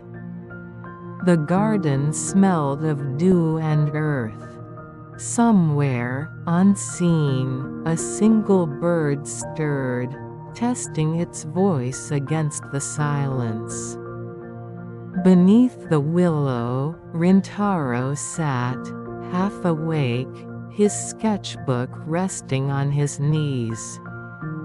He looked up when she approached, and smiled with the softness of someone who had seen the same dream. "You couldn't sleep either," he said. "No," Aiko whispered. "The world feels too still. Like it's waiting to exhale." He nodded, then looked toward the river. "Do you hear it?" She listened. The water murmured faintly, as though humming a lullaby it had carried for centuries. "It's slower today," she said. "Maybe it's tired," he replied with a gentle smile. "No," she said, "maybe it's remembering." They walked together down to the water's edge. The stones were cool beneath their feet. The willow branches trailed across the surface, tracing silver lines that broke apart and reformed again. Aiko knelt and let her hand rest upon the current. It was warm this morning, warm like a pulse, alive and kind. She closed her eyes. And in that stillness, she heard them again, the voices of the river, the whisper of petals, the laughter of dancers who had come before. "It's strange," she said softly. "It doesn't feel like they're gone." "They aren't," Rintaro said. "They're moving through you. Through the city. Through every sound and shadow." Aiko smiled faintly. "Then I don't need to hold on to them anymore." "No," he said. "You only need to let them flow." The current caught a small, pale petal and carried it past them, a single survivor from a season already gone. They both watched as it drifted downstream, turning slowly in the light. "The last petal," she whispered. "Every ending needs one," he said. As the sun began to rise, Kyoto awoke gently around them. The bells of the temples began to toll, deep and resonant. The morning vendors opened their shutters. Children laughed somewhere in the distance. And yet, within all that life, there remained a pocket of perfect silence. A space where the dream of the night still lingered, where the river, the willow, and the dancer all breathed as one. Aiko turned to Rintaro. "What will you paint next?" He looked down at his sketchbook, then closed it. "Nothing," he said. "At least, not for a while. I think the picture is already complete." She tilted her head, smiling. "And what picture is that?" "This one," he said, gesturing toward her, toward the river, toward the morning itself. "The one that paints itself every time the world remembers how to be still." They walked back slowly to the tea house. Okawa-san was standing by the gate, watching the sunrise. Her expression was peaceful, her hands folded as if in prayer. "You've both seen the dawn," she said. "It feels different today," Aiko replied. "Because you've learned to see it," Okawa-san said gently. She poured them tea, fragrant and pale, and they sat together beneath the willow's shadow. Steam curled upward, catching the morning light. "Everything changes," Okawa-san said softly. "But light always returns. It finds its way through even the smallest cracks of memory." Aiko looked down into her cup. The reflection of the sky trembled there, blue, white, and infinite. She smiled. "Maybe that's what we are," she whispered. "Cracks where light can rest." Oka-san said nothing. She only reached out, brushing a stray petal from Aiko's shoulder, the last one, still clinging to her sleeve. It drifted away, caught by a breeze, and vanished into the morning. That evening, when the lanterns were lit once more, Rintaro returned to the riverbank alone. The water glowed faintly beneath the moon, soft and familiar. He opened his sketchbook and found a blank page. He didn't plan to draw, but his hand began to move anyway, gentle, uncertain, guided by something unseen. When he looked down, he saw what he had drawn: not a dancer, not a willow, not even a face. Only a ripple, spreading outward from a single falling petal. He smiled, closed the book, and whispered, "Sleep well, Kyoto. Dream softly." The wind carried his words away. The moonlight shimmered across the river. And in its reflection, for just a heartbeat, he thought he saw her Aiko, standing in the silver current, smiling, her eyes calm and endless. Then the image dissolved, leaving only the light, and the river continued to flow, steady and eternal. Far above, a single petal drifted down through the air, white, weightless, glowing softly.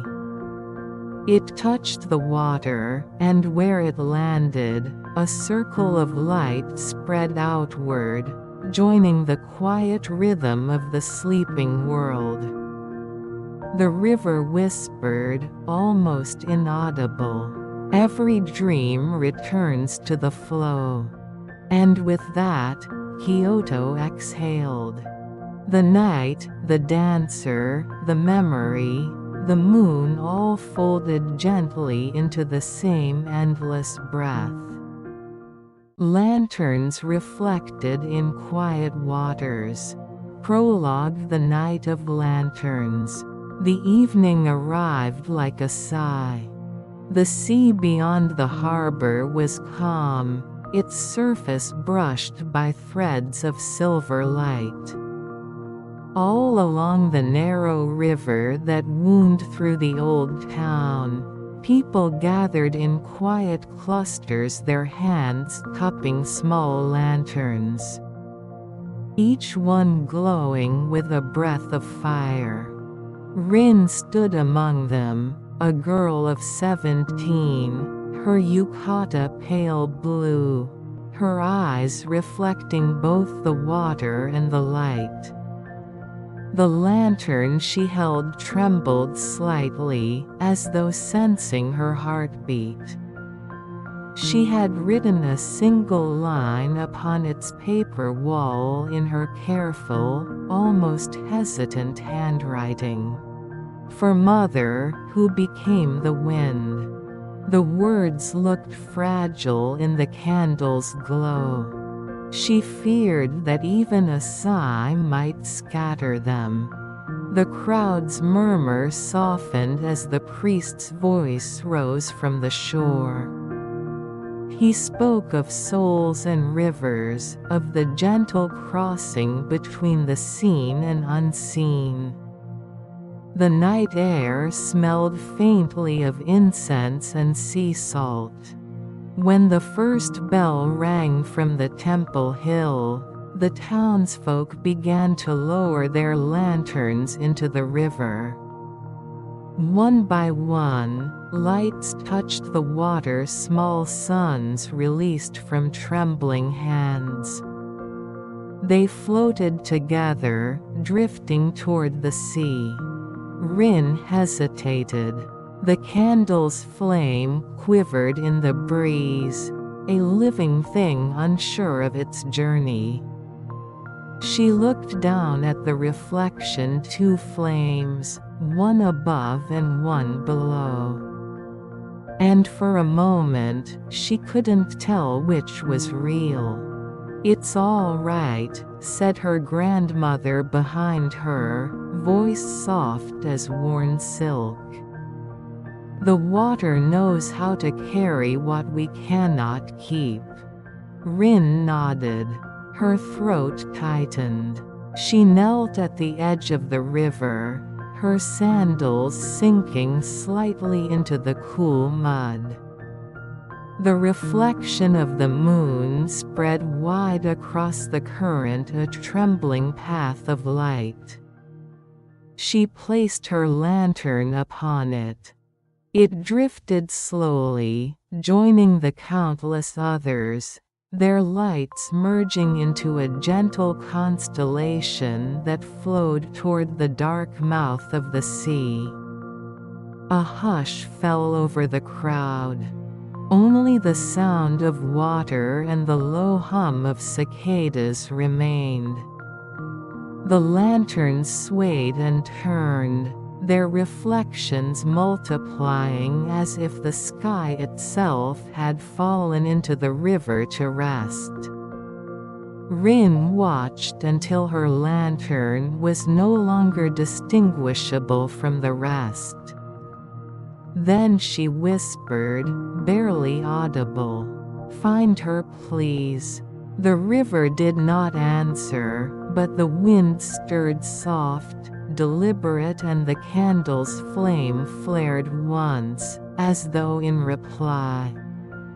Later, when the ceremony ended and most of the townsfolk had gone home, Rin stayed behind. The moon was high now, a white coin resting upon the horizon. Only a few lanterns remained visible, their light faint but unbroken. The water lapped gently against the stones. Rin sat on the steps, hugging her knees, her eyes half closed. She felt something in the air, not quite a voice, but a presence, a rhythm that seemed to move with her breath. And then, faintly, she heard it. "Do not forget the light that remembers you." Her eyes opened. No one stood nearby. Only the river, the sky, and the countless drifting lights. She looked again at the water and saw one lantern stop.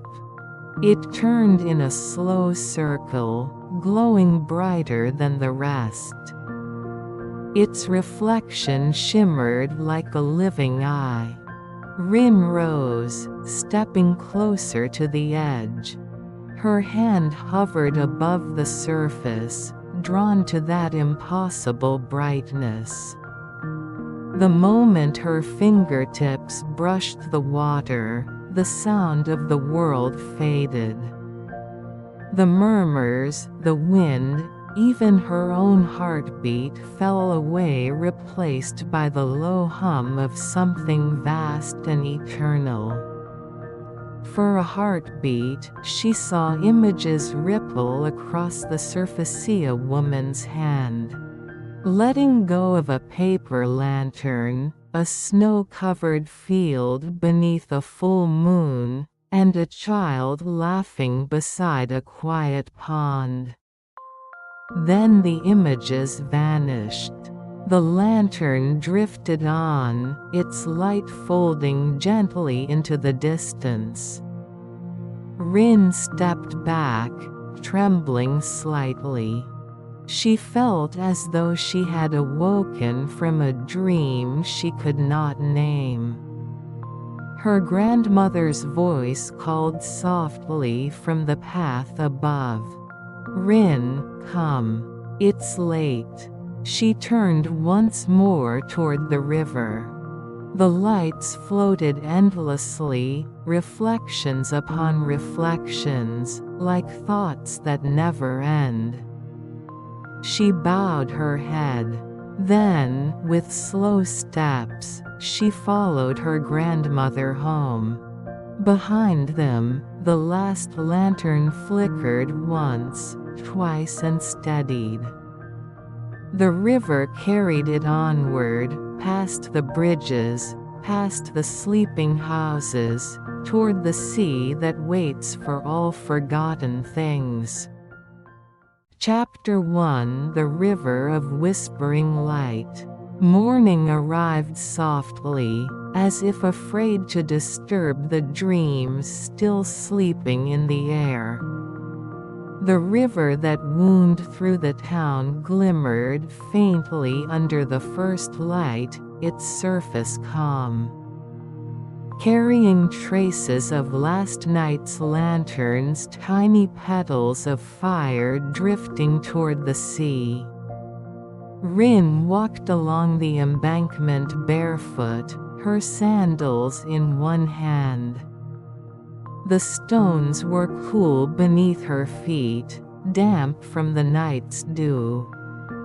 She followed the river's curve, her gaze tracing the floating lanterns that had not yet gone far. Their candles were pale now, but still alive, trembling like memories that refused to fade. She stopped where the willow trees leaned over the water.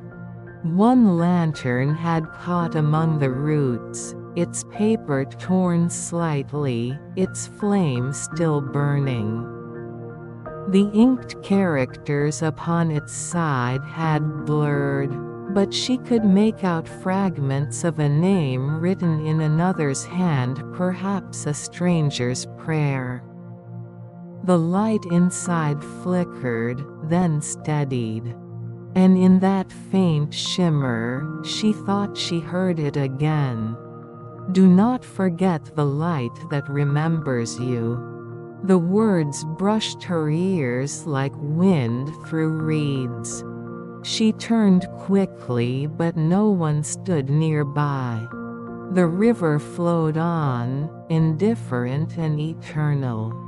Her heart began to race, though the sound around her was utterly calm. The whisper had been soft, almost kind. It didn't frighten her, it only made her feel as though something or someone was still waiting within the water. She knelt beside the lantern, reaching into the shallow current. The water was cold but not biting, it held warmth, as though it remembered the touch of human hands.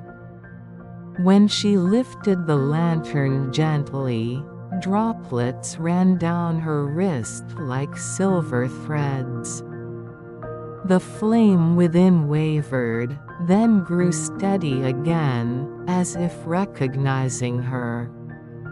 She stared into it for a long time. The candle's glow reflected in her eyes, and for a fleeting instant she thought she saw her mother's face smiling, half-formed in the golden shimmer. Her breath caught. The image vanished as quickly as it came. "It's just the light," she whispered to herself. "Just light." But even as she said it, she knew it wasn't true. The river had always carried stories, her grandmother said so.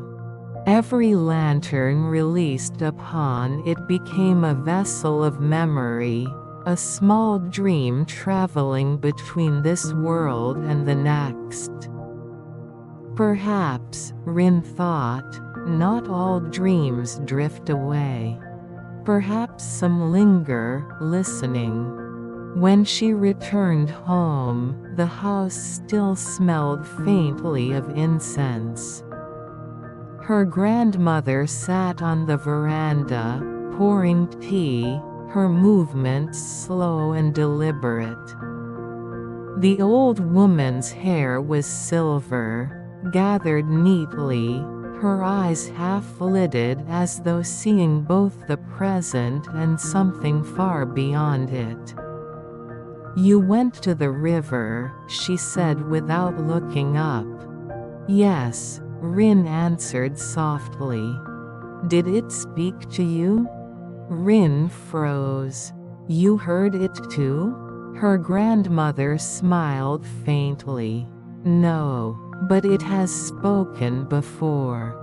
To many." She poured another cup and gestured for Rin to sit.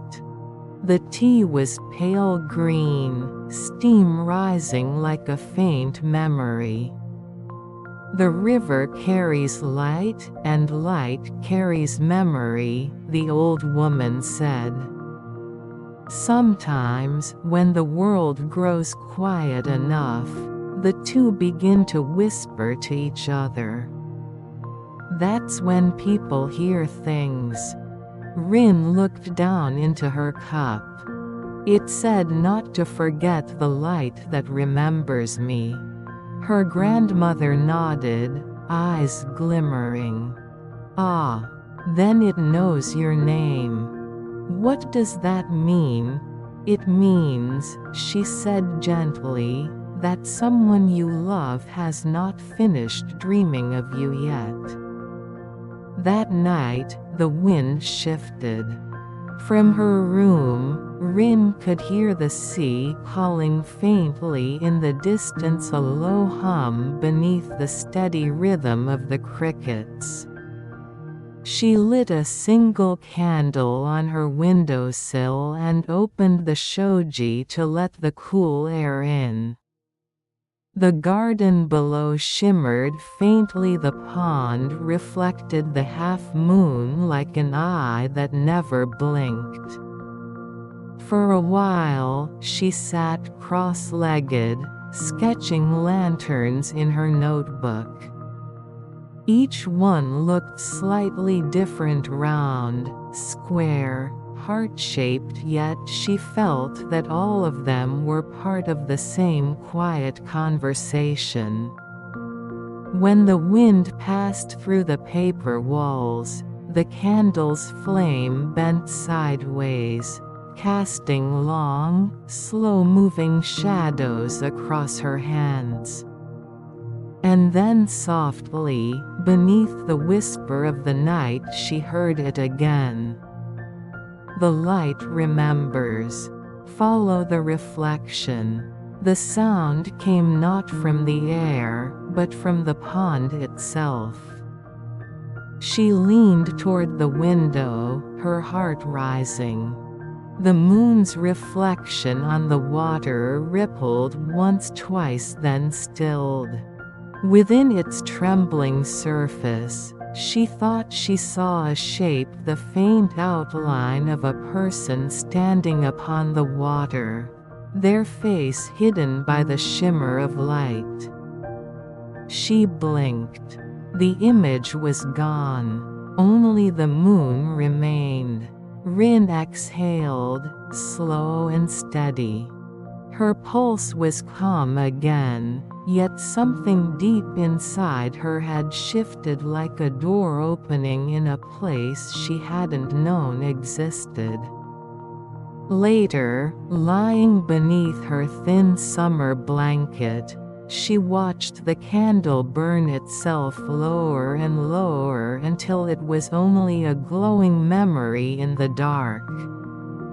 The whisper from the river lingered in her thoughts, weaving softly with the sound of the waves and the sigh of the night wind. "Do not forget." The words faded with her breathing, and before she knew it, sleep had taken her deep. Dreamless, carried along the same current that guided every lantern to the sea. Chapter 2: The House by the Water. The house where Rin lived was older than the river, some people said, though her grandmother only smiled when she heard such things. It stood at the edge of town, where the last of the cobblestone streets turned to moss and reeds, and the water from the main river split into a narrow canal that circled their garden like a moat. From the veranda, Rin could see the canal's surface glimmer beneath the willows. Every morning, mist rose from it pale and slow, like breath from sleeping lungs. The air always smelled faintly of wet stone and camellia petals. It was a quiet house.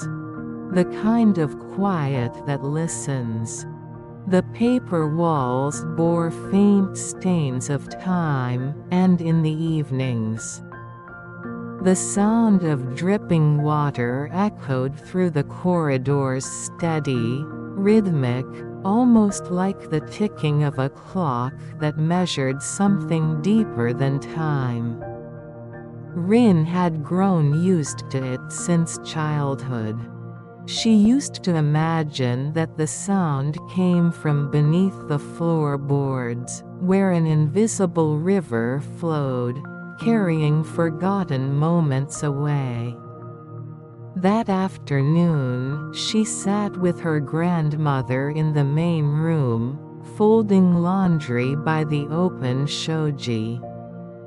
Outside, the sunlight filtered through the willows, breaking into thin ribbons of gold. Her grandmother spoke without looking up. "Do you remember the story of this house?" Rin smiled faintly. "You've told it so many times." "Then tell it back to me," the old woman said, voice calm but expectant. Rin hesitated.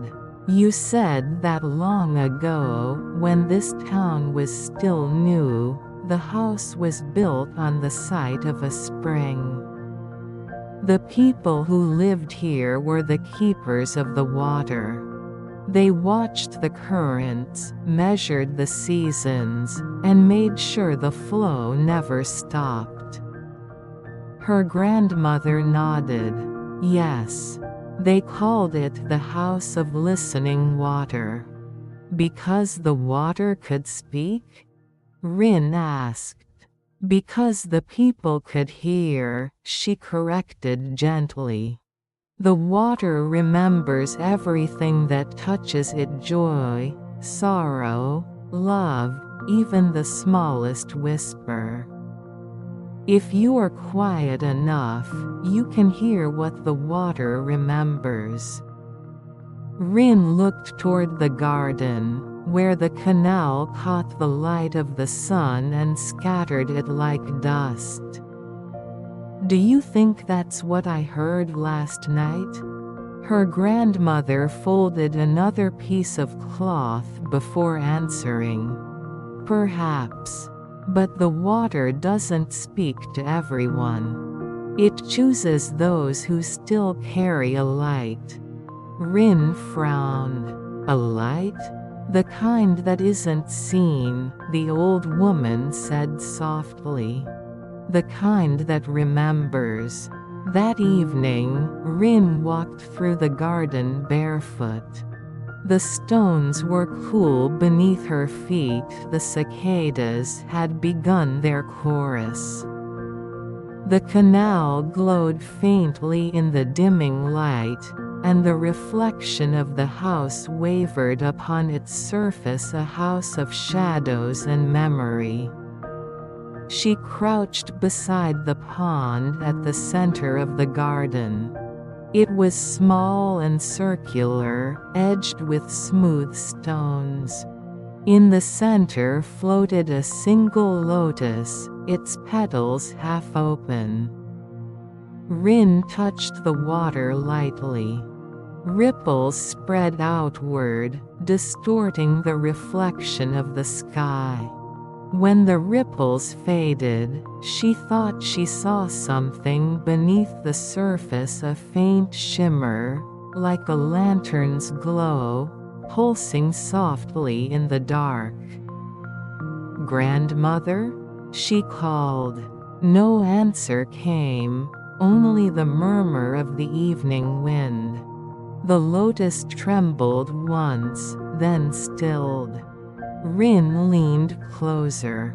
For a moment, she thought she saw an image forming within the reflection, a woman in white standing among the willows, her hands cupped around a small flame. Then, just as quickly, it was gone. She sat back, her pulse quickening, unsure if she had seen it or simply imagined it.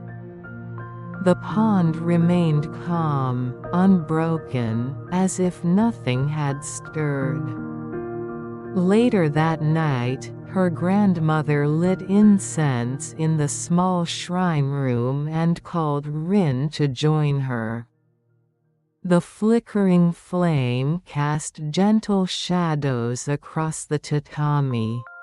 Photographs of ancestors lined the shelf, faces long departed, their eyes serene and timeless.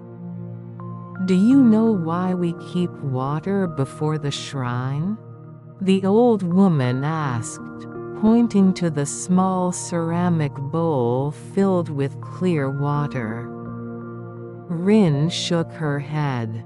"It is said that spirits remember the sound of water more easily than the sound of voices. When they are lost, they follow the reflection home." She paused, watching the smoke curl upward. "Sometimes, when the water grows restless, it means someone is trying to find their way back." Rin's heart tightened. "Like mother?" Her grandmother's gaze softened. "Perhaps. Or perhaps she is only reminding you that light doesn't disappear, it changes form." They sat in silence for a while, the sound of the canal faint beyond the walls. Somewhere in the distance, a bell tolled slow, deliberate. Its echo melted into the hush of the night, and for a heartbeat, Rin felt as if the whole house were breathing with them. Before bed, Rin opened her window once more. The pond glowed faintly under the moonlight.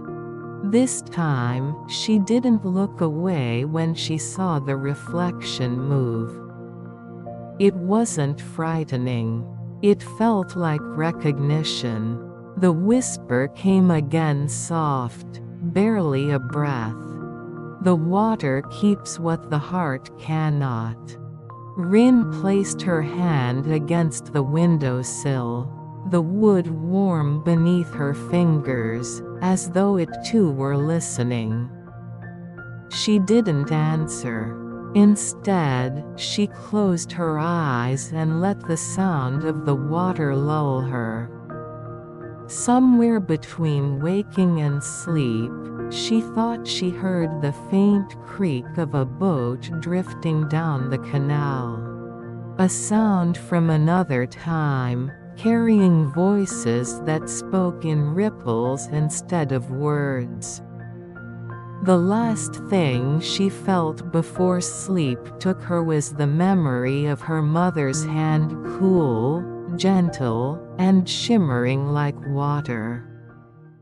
Chapter 3: The Boatman of Dreams. Morning came wrapped in mist. The sky was pale and silver, the kind of light that erased the edges of everything it touched. The town seemed to float, houses, bridges, even trees all adrift upon the quiet water. Rin walked toward the river, drawn by a sound she couldn't name. It wasn't the rustle of willows or the distant call of birds. It was slower, deeper, the soft rhythm of an oar cutting through water. When she reached the old stone steps that led down to the river bank, she saw him. An old man stood at the stern of a narrow wooden boat, his sleeves rolled, his hands steady upon the oar. He moved with a grace that seemed older than his body, as though the river itself carried him. Lanterns faint, extinguished, drifted around the boat. He gathered them one by one, lifting each from the surface as gently as one might lift a sleeping child. For a moment, Rin simply watched. The air smelled of cedar and wet rope, and the river's surface shimmered like glass. The man hummed softly a low, melodic tune without words. It blended with the water's murmur until the two were indistinguishable. When he noticed her, he smiled. "Ah, you're the girl who listens." Rin blinked. "You know me? Not your name," he said. "Only your silence." His voice was calm, rough at the edges like the wood of his boat, but it carried a warmth that settled easily into the air. Rin stepped closer to the water's edge. "Are you collecting the lanterns?" "I am," the man said, resting the oar. "They travel far, but not all reach the sea. Some get lost in the bends of the river. I bring them home." "Home?" He nodded. "Every light has a place it returns to. Even when the candle's gone out." He lifted one of the lanterns from the boat and set it upon the water again. It drifted slowly, carried by the faintest current. "Sometimes," he said, "a soul forgets which way to go. That's when the water asks me to help." Rin hesitated. "The water asks you?" "It speaks," he said simply. "But only in reflection." He looked up at her, eyes the color of smoke and dusk. "Last night, it spoke to you too, didn't it?" Rin's breath caught. "How did you know?" He smiled, his wrinkles deepening. "You have that look as if a dream has followed you into morning." The old man guided the boat closer to the shore. "My name is Akito," he said. "I've tended this river for a long time. Long enough to forget when I began." Rin bowed slightly. "I'm Rin." "Rin," he repeated, as if tasting the name. "It suits you." A sound like falling water. He motioned toward the river. "Would you like to ride for a while? The river is calmer when shared." Rin hesitated, then nodded. She stepped carefully into the boat, her hands gripping the edge for balance. The wood creaked softly under her feet. Akito pushed away from the shore, and the current took them with a slow, patient grace.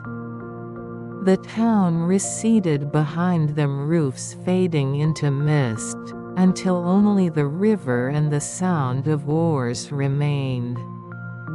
They glided past willows that dipped their long green fingers into the water.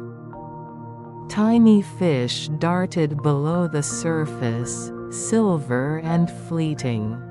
A dragonfly hovered for a moment above Rin's hand before vanishing. This river, Akito said after a while, remembers every lantern ever set upon it. Every wish, every farewell.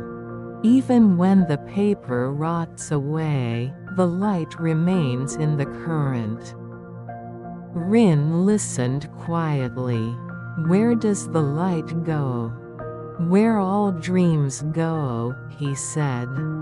Downstream, to the sea. And from the sea, to the clouds. And from the clouds, back to the rain. Every drop that falls is a memory returning home. He paused, smiling faintly. So when it rains, don't hide from it. You never know which drop remembers you. Rin looked up at the pale sky. She thought of her mother, of the soft rain that had fallen the night of her funeral. It had felt different then, not sad, only tender. Do you believe, she asked softly, that the river carries souls? Akito's eyes twinkled. I believe the river carries what the heart leaves behind. Souls are too light for water. But love has weight. His oar dipped again, slow and steady. Ripples spread across the surface, catching the reflection of the morning sun. Each shimmer looked like a small lantern awakening from sleep. After a long silence, Akito spoke again. You heard the whisper, didn't you? Do not forget the light that remembers you. Rin nodded. Then it's begun, he said. What has? The remembering. She frowned. You mean the river is remembering me? No, he said gently. You're remembering the river. The words settled between them like drifting petals. Rin didn't fully understand, but they felt true in a way that didn't need explaining. They reached a bend where the water widened. The banks were lined with lanterns that had gathered there, dozens of them, floating together in silence, their paper faded, their light dim but not gone. Akito raised his oar and let the boat drift among them. This is where forgotten dreams rest, he murmured. Some of them wait years to be remembered. He touched one gently with the tip of his oar. The lantern flickered a faint spark, as if acknowledging him. Each one carries a name, he said. Some still whisper. Rin closed her eyes, letting the soft sound of water fill her. For a moment, she thought she heard her own name, not from the air, but from within the ripples themselves. When she opened her eyes, the river seemed brighter, as though the light beneath the surface had begun to wake. As they drifted back toward the town, the mist began to lift. The roofs came into view, and the faint scent of incense from the temple reached them on the breeze. Akito rested the oar and looked toward the horizon. Rin, he said, when you dream tonight, listen carefully. There's a place beyond the bridge where the river meets the moon. If you follow the reflection there, you may find what you've lost. The bridge beneath the moon, she whispered. Yes. His smile deepened. Not everyone can cross it, but the light may guide you. He brought the boat to shore and helped her step out. Her feet touched the earth again, warm, solid, yet somehow distant. "Will I see you again?" she asked. "Perhaps," he said. "But if you don't, you'll still hear me whenever the oar touches water." He pushed away, the current carrying him downstream. The sound of the oar faded slowly, until only the river's breathing remained. Rin stood watching until the boat became a shadow among the willows. And though she was alone, she felt less lost than before. Because now she knew the river was listening. Chapter 4: The Girl Who Never Sleeps. Night returned softly, wrapped in silver. The sky was a deep indigo, and the air carried the faint scent of river reeds. Lanterns no longer floated upon the water, yet the river seemed to remember their light. Its surface glowed faintly, as though it still dreamed of them. Rin sat on the veranda, her knees drawn close, listening to the quiet. The sound of insects rose and fell like breathing. She had not seen Akito since the morning before. His words still lingered in her thoughts. Follow the reflection. There's a bridge where the river meets the moon. That night, the moon was full, round and patient, suspended above the garden. Its reflection rested upon the pond, so perfect that Rin felt she could step upon it and walk straight into the sky. She must have dozed off, for when she opened her eyes again, the light had changed. The garden was brighter, not with moonlight, but with something softer, as if the air itself had begun to glow. A faint sound came from near the pond, not the rustle of wind, but the quiet creak of footsteps upon wet stone.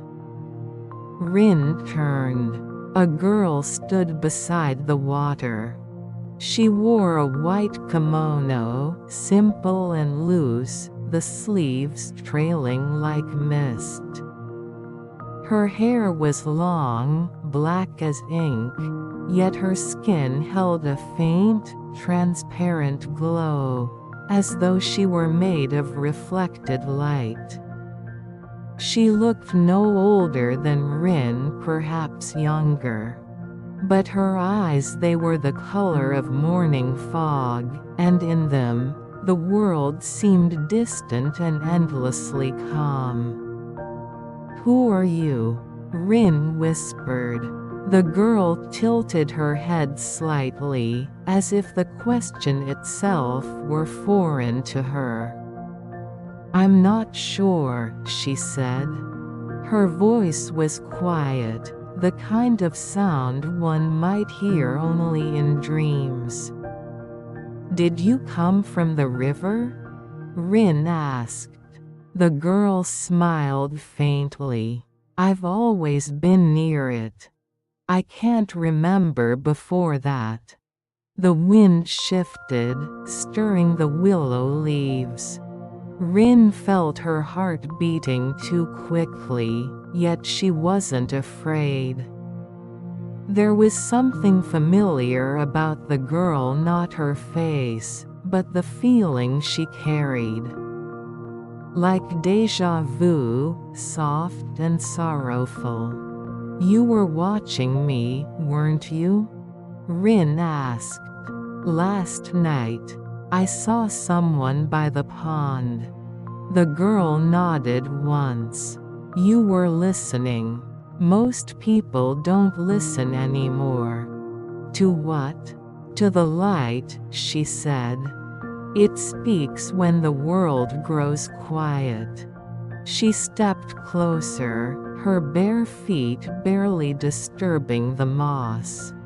Her reflection moved in the pond, but the ripples it made were too slow, as if time hesitated to touch her. Rin's voice trembled. "What's your name?" The girl hesitated. "I think it's Yuki." "Yuki," Rin repeated softly. "Like snow." "Yes," the girl said, looking at her hands. "I don't remember much else.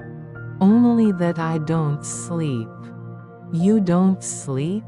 "No." She smiled, a small, fragile curve of the lips. "When I close my eyes, I disappear. So I stay awake." Rin felt a chill despite the summer air. "Disappear where?" "Back into the water, I think. Or into someone's dream."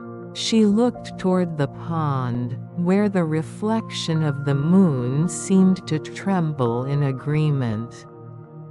"Sometimes," Yuki said, "I see faces in the light. They call to me, but I don't know their names. One of them looks like you." Rin's breath caught. "Like me?" Yuki nodded slowly. "She smiles the way you do when you're about to cry." They stood together in silence, the night so still it seemed sacred. Somewhere, a temple bell chimed soft, distant, marking a time neither of them truly belonged to.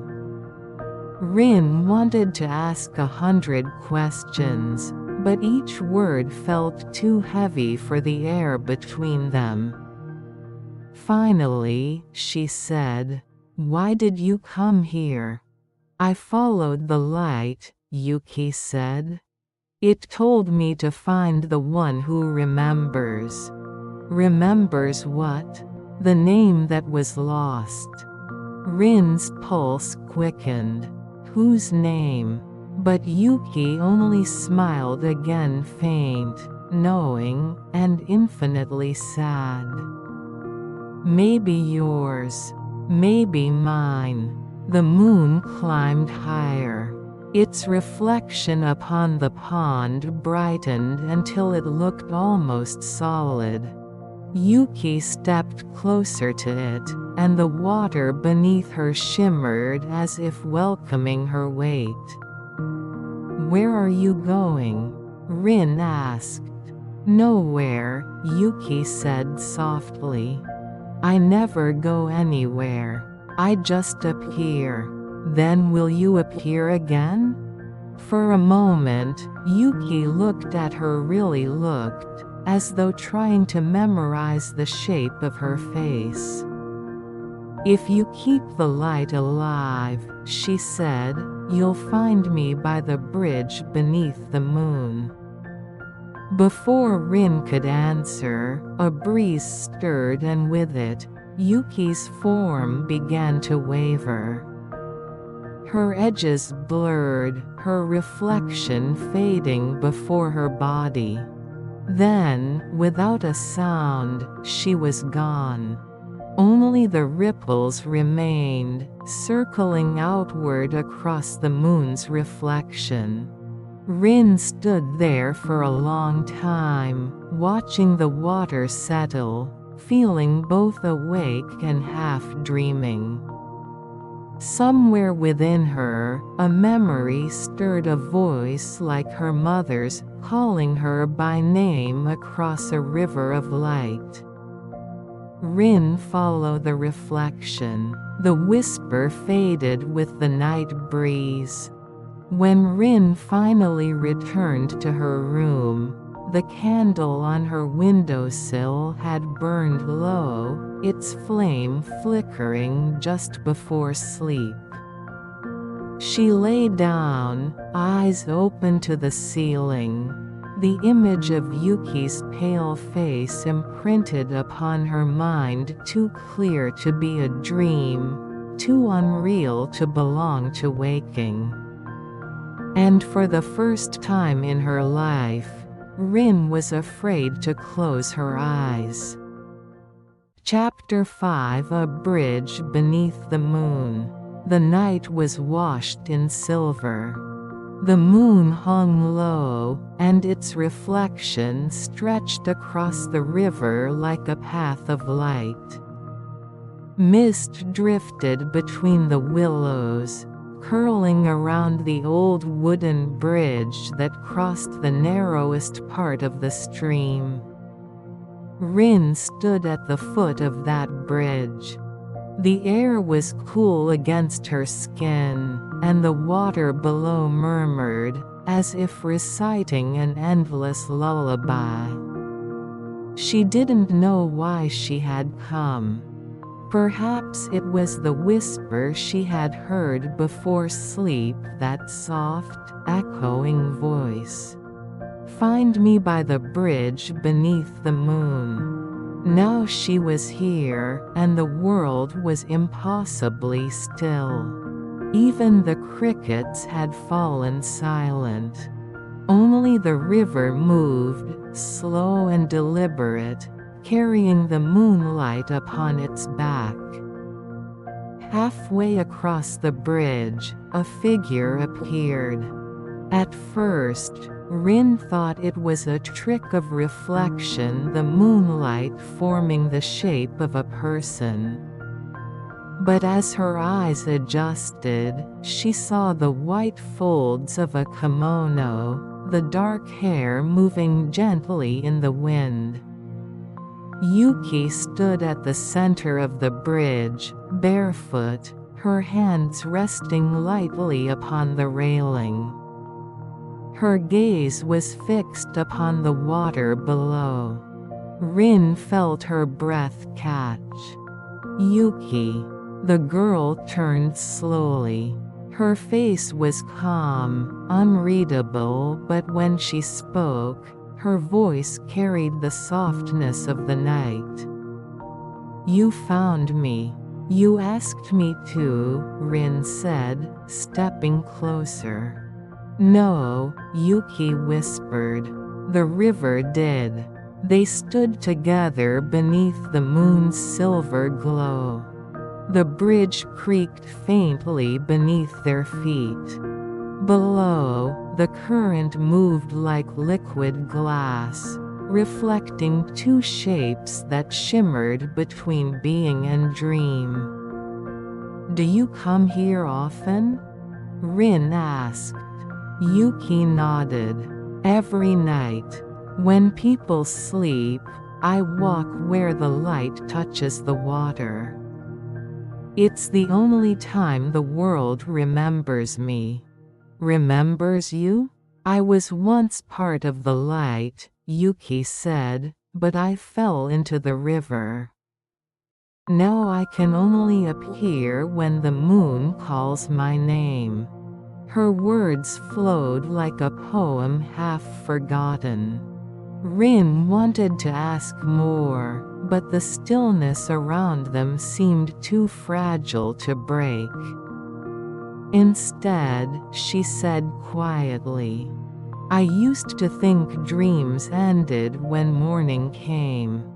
But lately, I'm not sure which part is the dream." Yuki smiled, a small, wistful curve of her lips. "Maybe both are. Maybe neither."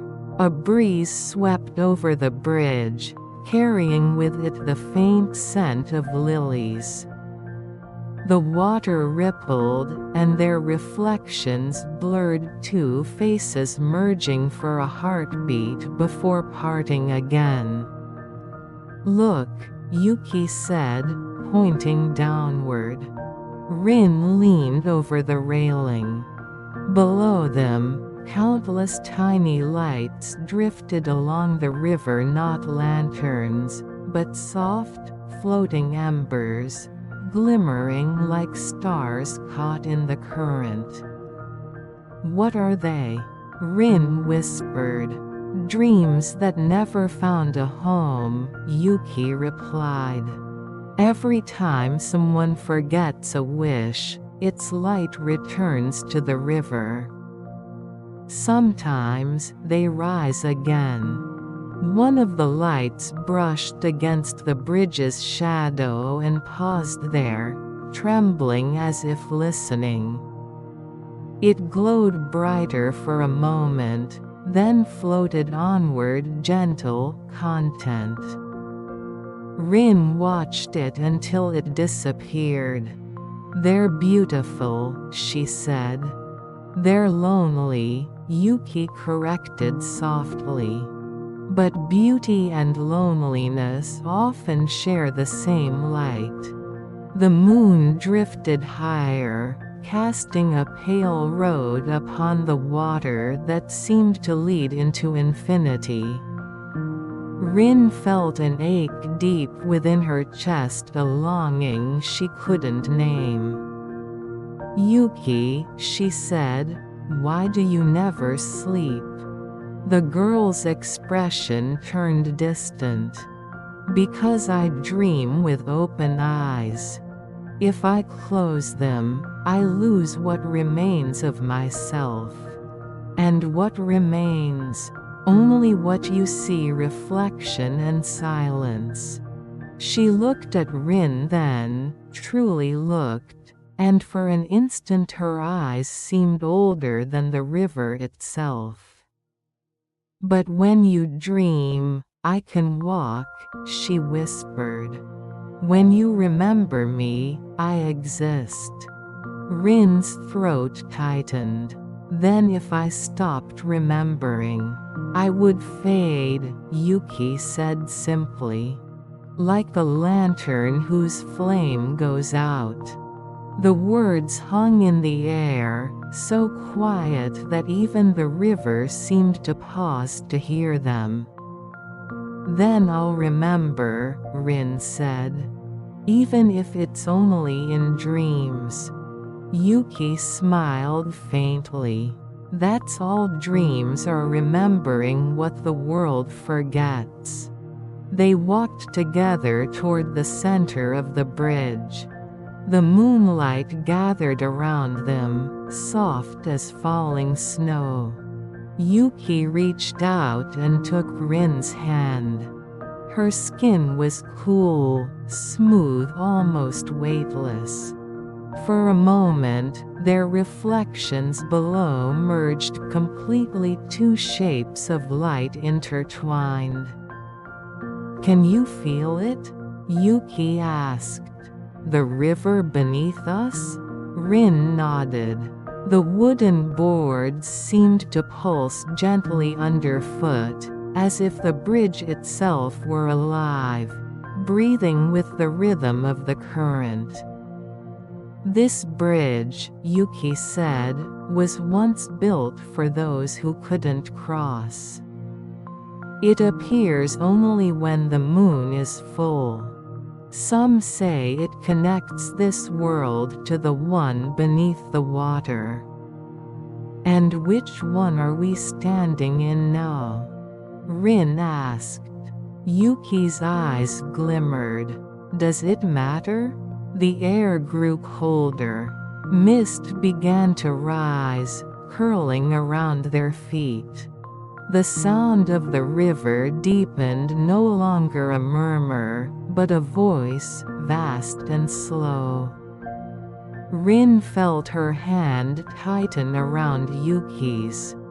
The light around them shimmered like a dream dissolving.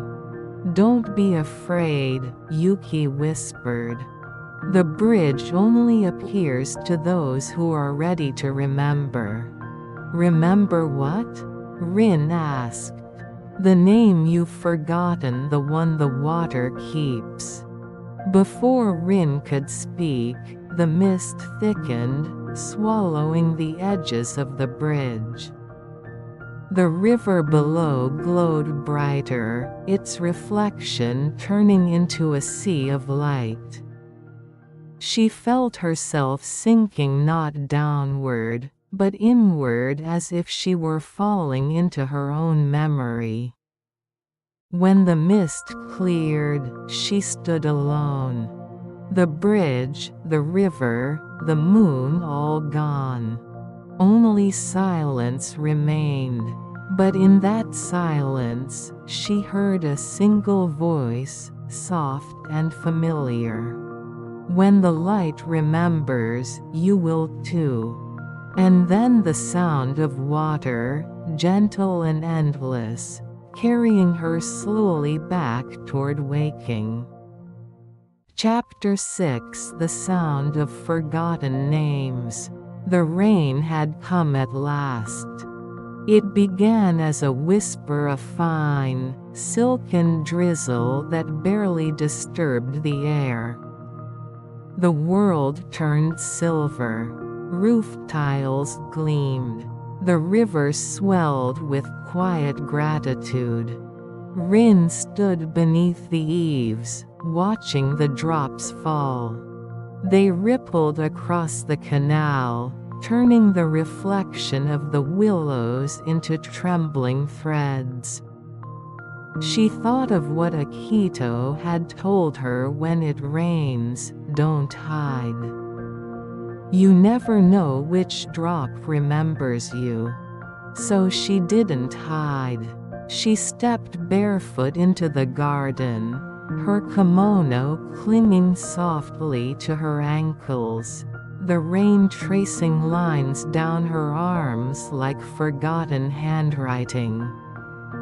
The pond shimmered with the touch of countless drops, and beneath its surface, something glowed faintly. A light that pulsed, slow and steady, like the heartbeat of the earth itself. That night, the rain did not stop. It became a lullaby that filled the entire house, steady, endless, soothing. Rin couldn't sleep. She sat by the window, gazing at the river beyond the garden wall. The current was higher now, faster, its surface marked by drifting shapes, lanterns, washed loose from upstream. Their flames burned dimly through the rain, fragile but unyielding. She opened the shoji, letting the cool air touch her skin. The scent of wet wood and incense drifted in. Each droplet that struck the veranda sounded like a small bell. And beneath that rhythm, she began to hear something else, a sound like voices murmuring underwater. At first, she thought it was her imagination. But when she listened closely, she could make out syllables, soft, broken, as if spoken through the folds of time. Rin Rin, her name, carried in the rain. She stepped out into the night. The lanterns on the river flickered, and in their unsteady glow, she saw faces, faint, translucent, forming and fading with each ripple. "Mother?" she whispered. One of the lanterns drifted closer. Its paper was torn, but through the opening, a flame burned bright, impossibly bright. The rain did not extinguish it. Instead, it seemed to feed upon the water, growing stronger, warmer, alive. She knelt beside the river bank, her reflection shivering in the current. The voice came again, clearer now, woven through the rain's song. "Do you remember me? Tears rose before she could stop them. "Yes," she whispered. "I remember." The flame in the lantern pulsed once, and for an instant she saw her mother's face soft, smiling, as if lit from within. But then another voice joined it, gentler, colder like snow falling on still water. "And do you remember me?" Rin turned sharply. There, on the opposite bank, stood Yuki. Her white kimono clung to her in the rain, yet she looked untouched by it as though each drop passed through her like mist. Yuki. She didn't move, only gazed at Rin across the flowing water. "The river called you," Yuki said softly. "It wants you to listen." "To what?" "The sound of forgotten names." The rain fell harder. The surface of the river came alive with ripples, each one releasing a faint, musical note, a sound somewhere between a sigh and a bell. Rin closed her eyes. She could hear them, hundreds of tones overlapping, a melody woven from memory itself. Each drop, each name, falling into the current and vanishing. Her mother's voice was among them. So was her grandmother's. And beyond them, others, countless other souls long gone, all whispering as one. When Rin opened her eyes, the world was filled with light. The river had turned into a ribbon of gold, every drop reflecting the moon above. And Yuki was no longer on the far bank. She stood beside Rin now. The rain passed through her like light through smoke, yet her hand, when she reached out, felt real, cool and gentle. "Why can I hear them?" Rin asked. "Why me?"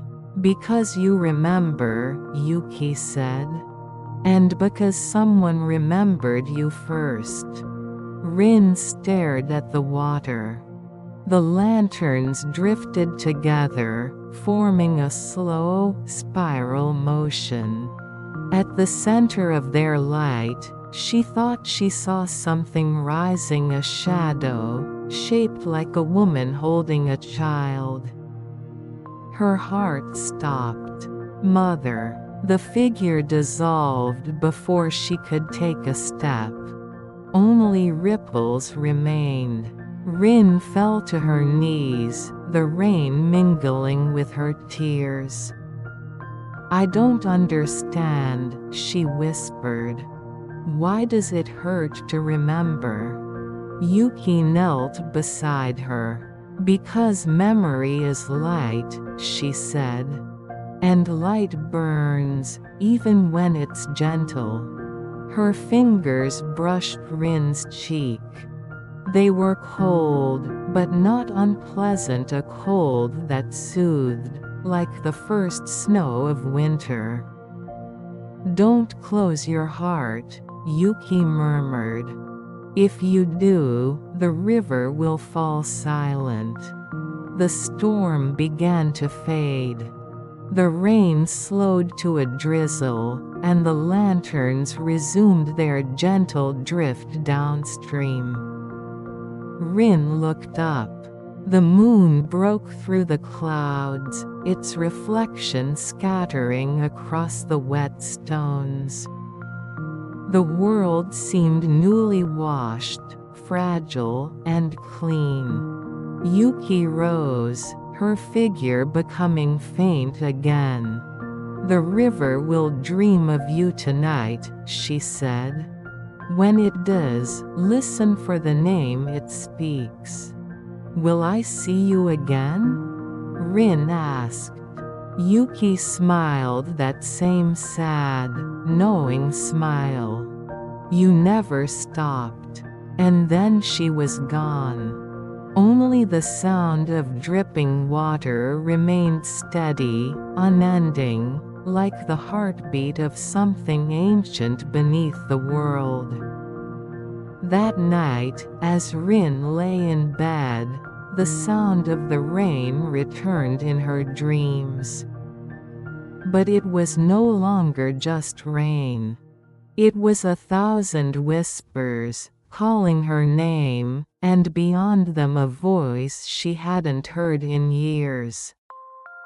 Come home, my light. Chapter 7 The Festival of Returning Light. The air smelled of cedar and ink.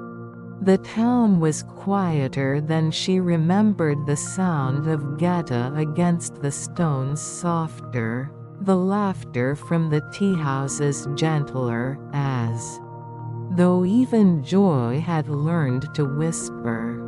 Rin had returned to Kyoto. A year had passed since the night by the river.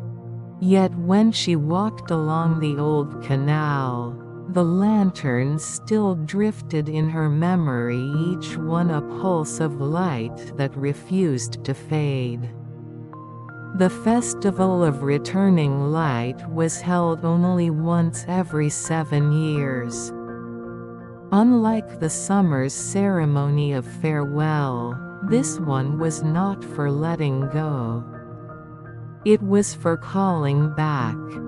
The townsfolk believed that on this night, if one stood beside the river and spoke the name of a soul lost to time, the water would return their light.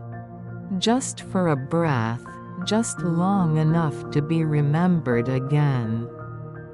Rin had never attended before. Her grandmother had called it a dangerous beauty, a night when the veil between the living and the remembered grew too thin. Yet now, as the sun sank behind the mountains, she found herself standing once more beside the same river, its banks lined with paper lanterns waiting to be lit. Akito was there, as he always was, kneeling near the water with his hands folded around a bundle of reeds. You came, he said, without turning. You knew I would. He smiled faintly. The river remembers those who listen. It's no surprise to see you again. Rin knelt beside him. The air shimmered faintly, not from heat, but from anticipation. What is this festival really for? She asked. Everyone says it calls back the departed. But how can light return? Akito placed one of the reeds in her hand. Because light never leaves, he said. It only waits to be seen again. The ceremony began as the first stars appeared. Monks in gray robes carried long candles to the river bank, their chants low and resonant, echoing between the stone walls of the canal. Children laughed softly, chasing the glow of fireflies. Old women murmured names beneath their breath, releasing them like secrets into the dark. Rin lit her lantern carefully. The flame flickered, painting gold across her eyes. For whom? Akito asked. She hesitated. Then she whispered. For those who still wait and those I've yet to remember. He nodded, his gaze distant. There's an old story, he said. About the first light ever returned. A girl whose mother became the wind, and who followed her name into the river. They say her soul still drifts beneath this bridge, guiding the lanterns that lose their way. Rin's breath caught. She looked toward the water, and there, beneath the arch of the bridge, she thought she saw a figure standing in the shallows, barefoot, wearing white. The light of the lanterns danced upon her skin. The night deepened. The crowd's voices faded until only the river's murmur remained. Lanterns floated downstream, a procession of tiny suns gliding through the dark. Rin stepped closer to the edge. The current reflected not only the lanterns, but the stars above, as though heaven itself had bent low to meet the earth. "Yuki," she whispered, "if you can hear me, return." The water stirred. Her lantern trembled, its flame bending toward the current. Then, slowly, impossibly, another lantern drifted upstream against the flow, its light pure and steady. Akito's eyes widened. "That's not supposed to happen," he murmured. The crowd noticed too. Voices rose, awed and afraid. The lone lantern glided toward Rin, moving as if guided by invisible hands. When it reached her feet, it stopped. The flame inside brightened, casting a circle of light across her face. And within that light a silhouette formed. She saw Yuki, but she was not alone. Beside her stood another figure, a woman with gentle eyes, her hair bound with a single silver ribbon. Rin's heart faltered. "Mother." The two figures reached out their hands, their forms wavering like reflections on water. Rin felt warmth rise through her chest, a deep, aching warmth that brought both tears and calm. "Is it truly them?" she whispered. Akito placed a hand on her shoulder. "The river shows what we need to see. Not always what is gone, but what still lives within the remembering." The lantern's flame flickered higher, stretching into a column of light that reached toward the sky. The mist along the water thickened, curling around the bridge like threads of silk. Through it, the figures began to fade, their forms dissolving into the glow. Rin raised her hand instinctively, as if she could catch the light before it vanished. "Please stay a little longer." The flame pulsed once, and for an instant, she heard two voices at once, one soft as falling snow, the other warm as the summer wind. "We are never gone. When the river shines, look and you will find us in its light." Then the flame winked out. Silence. Only the steady sound of water returning to its rhythm. The mist lifted. The crowd began to murmur again, each voice carrying awe and unease. Rin remained kneeling by the water's edge, her empty lantern drifting gently downstream. She looked at Akito, but he said nothing, only bowed his head. Above them, the moon rose full and golden, casting a road of light across the current. Rin whispered into the wind. Then I'll remember. Every time the river shines. The last lantern disappeared beyond the bend. And for a moment just before the silence settled she heard it again. Rin. Her name, carried on the breath of the night, like the returning of a long-forgotten light. Chapter 8 The Mirror Beneath the Water. The morning after the festival was pale and quiet. Mist clung to the river like a memory unwilling to leave. The streets were empty, only the echo of dripping eaves and distant bells breaking the silence. Rin walked along the river bank, barefoot, her hair still damp from the night before. The world felt thin, as if one step too far might send her falling through it. She reached the bridge, the same place where she had once seen Yuki, and the water below gleamed with an almost unnatural calm. It was said that when the river slept, its surface became a mirror. And if one looked long enough, they might see not their reflection, but what lay beneath, remembering. Rin knelt at the edge. The light was soft, diffused through the morning mist until everything shimmered faintly: stones, ripples, even her breath. She leaned closer.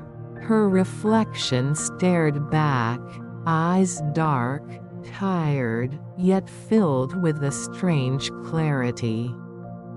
Then, slowly, the image began to move. It smiled, but Rin had not. Her reflection raised its hand, palm open, as if beckoning her closer. "What are you?" Rin whispered.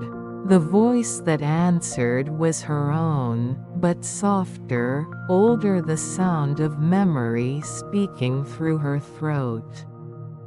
"I am what you left behind." The water began to glow. Colors rippled outward: blue, silver, gold, spreading in perfect circles until the whole river shimmered like molten glass. Rin reached out. Her fingertips touched the surface, and instead of coolness, she felt warmth. The mirror gave way. In an instant, the world turned inside out. She stood beneath the water, but it did not feel like drowning. The current held her gently, carrying her as if she were a leaf drifting in light. There was no up or down, no air, no weight, only the slow rhythm of her heartbeat and the soft pulse of illumination all around. Shapes formed in the glow: petals, lanterns, faces, each appearing, fading, and returning, like breaths of an endless dream. She heard voices, 1,001, each whispering fragments of names, each syllable a note in a song older than the river itself. "You came back." The voice drifted through the light. Rin turned, and Yuki stood before her. Her kimono moved like mist.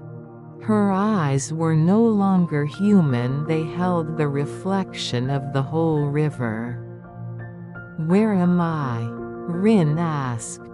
"In the remembering," Yuki replied. "Where every forgotten thing waits to be found again." Rin looked around. The space shimmered endlessly, an ocean of memory suspended in silence. Is this where you live? Not live, Yuki said. Remain. Every name ever spoken into water becomes part of it. When someone remembers, the river stirs and we rise, for a moment, to be known again. Rin floated closer. And my mother? Is she here? Yuki's expression softened. She was. Once. But she became light, and light does not stay. Rin's voice trembled. Then I'll find her. You can't find what already lives within you. Rin shook her head. I saw her. I heard her voice. Because you carry her name, Yuki said. Every time you breathe, the river hears it. The water around them pulsed with a gentle rhythm as if the river itself agreed. Then Yuki reached out, touching Rin's chest lightly, just above her heart. Do you feel that? Rin nodded. It was a slow, steady warmth, spreading outward through her body like dawn through fog. That is your light, Yuki said. It's not something you find, it's something you return to. Her words sank deep, and for the first time, Rin understood. The lanterns, the river, the voices, none of them were calling from elsewhere. They were reflections of her own remembering, each light a fragment of the self she had forgotten. But before she could speak, the current shifted. The glow dimmed. The stillness began to tremble. What's happening? Rin asked. Yuki's gaze turned toward the depths. The mirror is closing. The world above is calling you back. No, not yet. You've seen enough, Yuki whispered. The rest you must live. The current rose, pulling at Rin's sleeves, her hair. She reached for Yuki, but her hand passed through light. Wait. Yuki's voice came one last time, gentle, distant. When the river shines, listen. Every drop will speak your name. The world shattered into ripples of gold. Rin gasped. Air filled her lungs like a forgotten song. She was back on the river bank, the morning sunlight breaking through the mist. The bridge stood silent above her. The water flowed as if nothing had changed. But in her palm, she held something, a single drop of light, warm and steady, that refused to fade. She closed her fingers around it. It pulsed once, and for the briefest moment, she heard Yuki's laughter carried on the wind. Chapter 9. When the River Dreams. The days after her return passed like petals in slow water. Time no longer felt sharp. It drifted, soft and circular, as though the city itself had begun to breathe in rhythm with the river. Kyoto was changing. The maples had turned red, their leaves spiraling down onto the stones of Gion like slow sparks. Even in daylight, the air shimmered faintly, and Rin sometimes wondered whether the river's mirror had followed her out of the water. She had gone back to her work at the tea house. The sound of shamisen strings, the soft laughter of guests, the scent of burned incense all familiar, yet faintly distant, like echoes of a dream retold. When she poured tea, the surface of the cup sometimes caught her reflection twice, once as herself, and once as someone else, a girl in white, smiling faintly. At first, she thought it was fatigue. But the reflection never frightened her. If anything, it calmed her. One evening, after the guests had left, Rin stayed behind to sweep the veranda. The night air was cool and carried the scent of the river. From somewhere far off came the soft toll of a bell, one then another, each strike fading slowly into the mist. As she looked toward the canal, she saw the water glowing faintly, like silk lit from within. She set down her broom. "You're awake," she whispered to the river. The surface rippled, as if answering. Rin closed her eyes and listened. The sound of the current was softer than memory, gentler than breath. And within it, she heard something, a familiar rhythm, like footsteps crossing a wooden bridge. When she opened her eyes, she saw Yuki standing at the far end of the canal. Her white kimono shimmered faintly in the moonlight, her face serene, her eyes reflecting both the world and what lay beyond it. Rin's lips parted. "You're still here." Yuki smiled. "Only because the river dreams of you." They met at the bridge once more. The boards were damp beneath their feet, the lanterns along the water swaying gently in the wind. "You said the mirror closed," Rin said. "That I couldn't return." "You didn't," Yuki replied. "The river came with you." "With me?" "It follows those who remember. Every breath you take moves its current. Every tear returns to its source." Rin looked down. Their reflections floated below, two figures of light, slowly drifting into one another until they became one. "Tell me," Rin asked softly, "when the river dreams, what does it see?" Yuki tilted her head.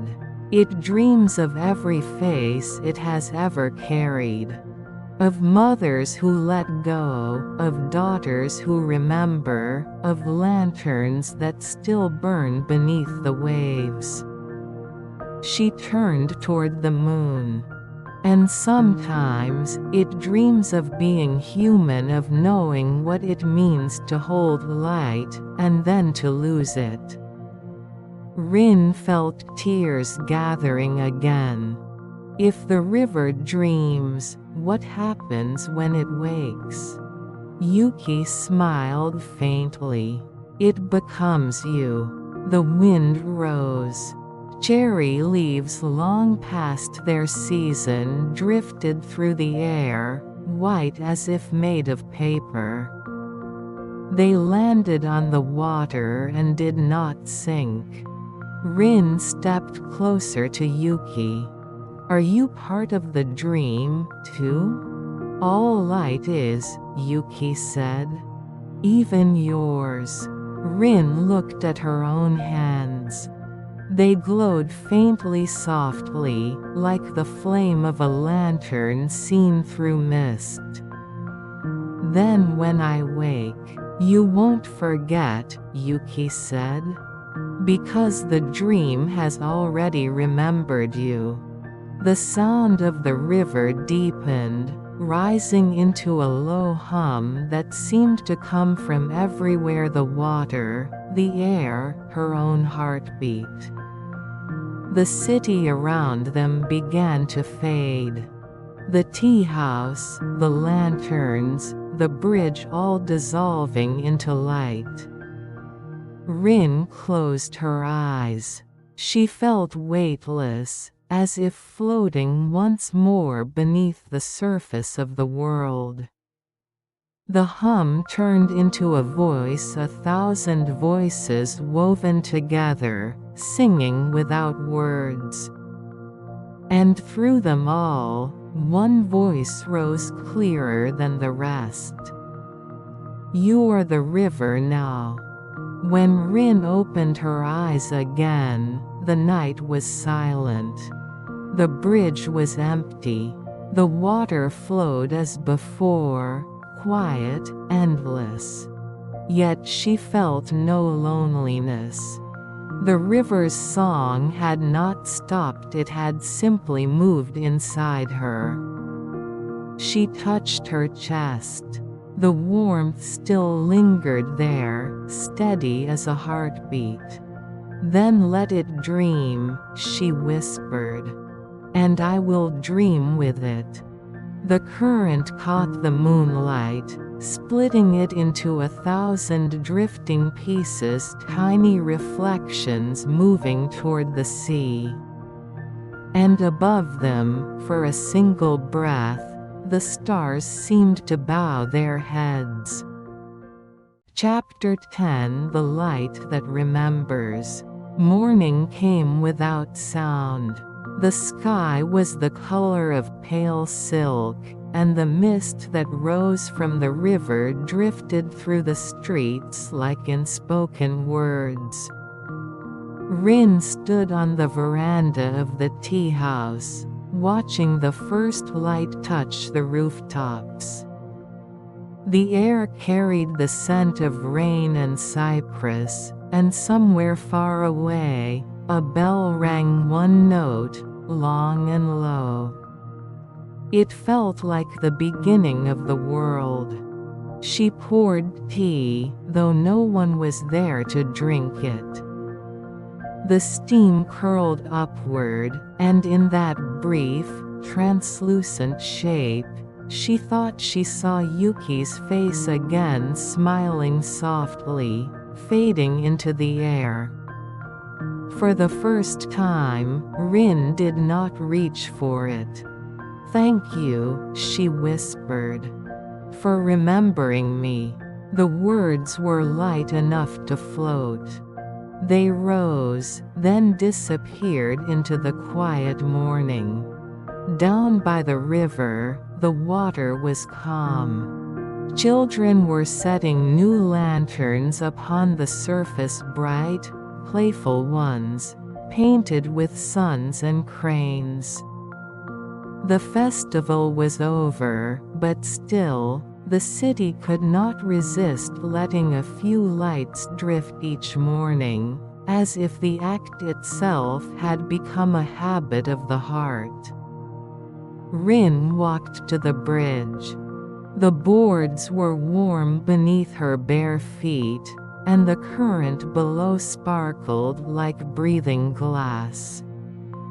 She knelt at the center, the place where she had once seen her reflection move on its own.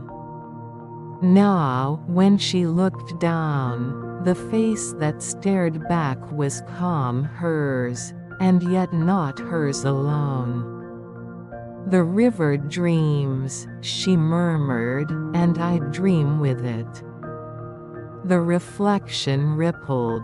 For a moment, the water seemed to answer, a pulse, a shimmer, a whisper that was not sound but memory. Then, from beneath the reflection, something rose. A light, not a lantern, not a flame, but something purer, something that felt like breath made visible. It hovered just above the surface, and when Rin reached out, it settled against her palm. Warm. Alive. Her eyes filled with tears, not sadness, but a soft ache, like nostalgia for a song she had never learned but somehow knew. She closed her fingers around the light. It pulsed once, and in that single heartbeat, she saw everything. Her mother standing by the river, Yuki beneath the bridge, the countless lanterns drifting toward the sea, each carrying a name, each carrying a wish. And then she saw herself, not apart from them, but among them, one light among many, reflected endlessly. The world brightened. The river shone as if the sky had poured itself into it. And all at once, Rin understood. The light was not hers to keep.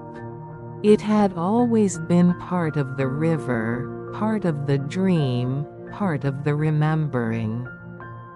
She opened her hand.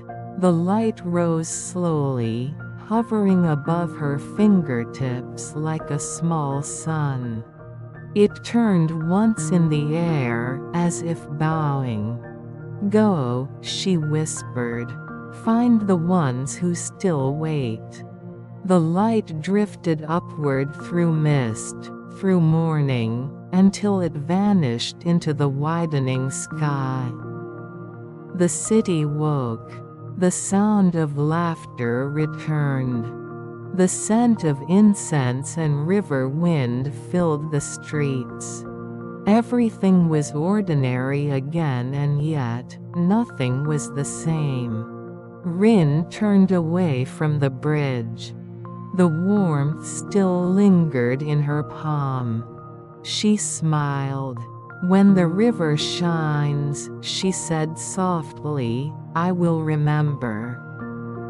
That night, as the moon rose over the water, a single lantern appeared from nowhere. No one had set it afloat. No hand had guided it. It drifted slowly toward the sea, its flame steady and clear. And for those who watched, it seemed to pause once, as if listening. Then it whispered, in a voice only the water could hear. "For the girl who became light." The river carried it onward, past the bridges, past the sleeping houses, into the endless, dreaming sea. And in the hush that followed, the stars flickered one by one as if bowing in reply.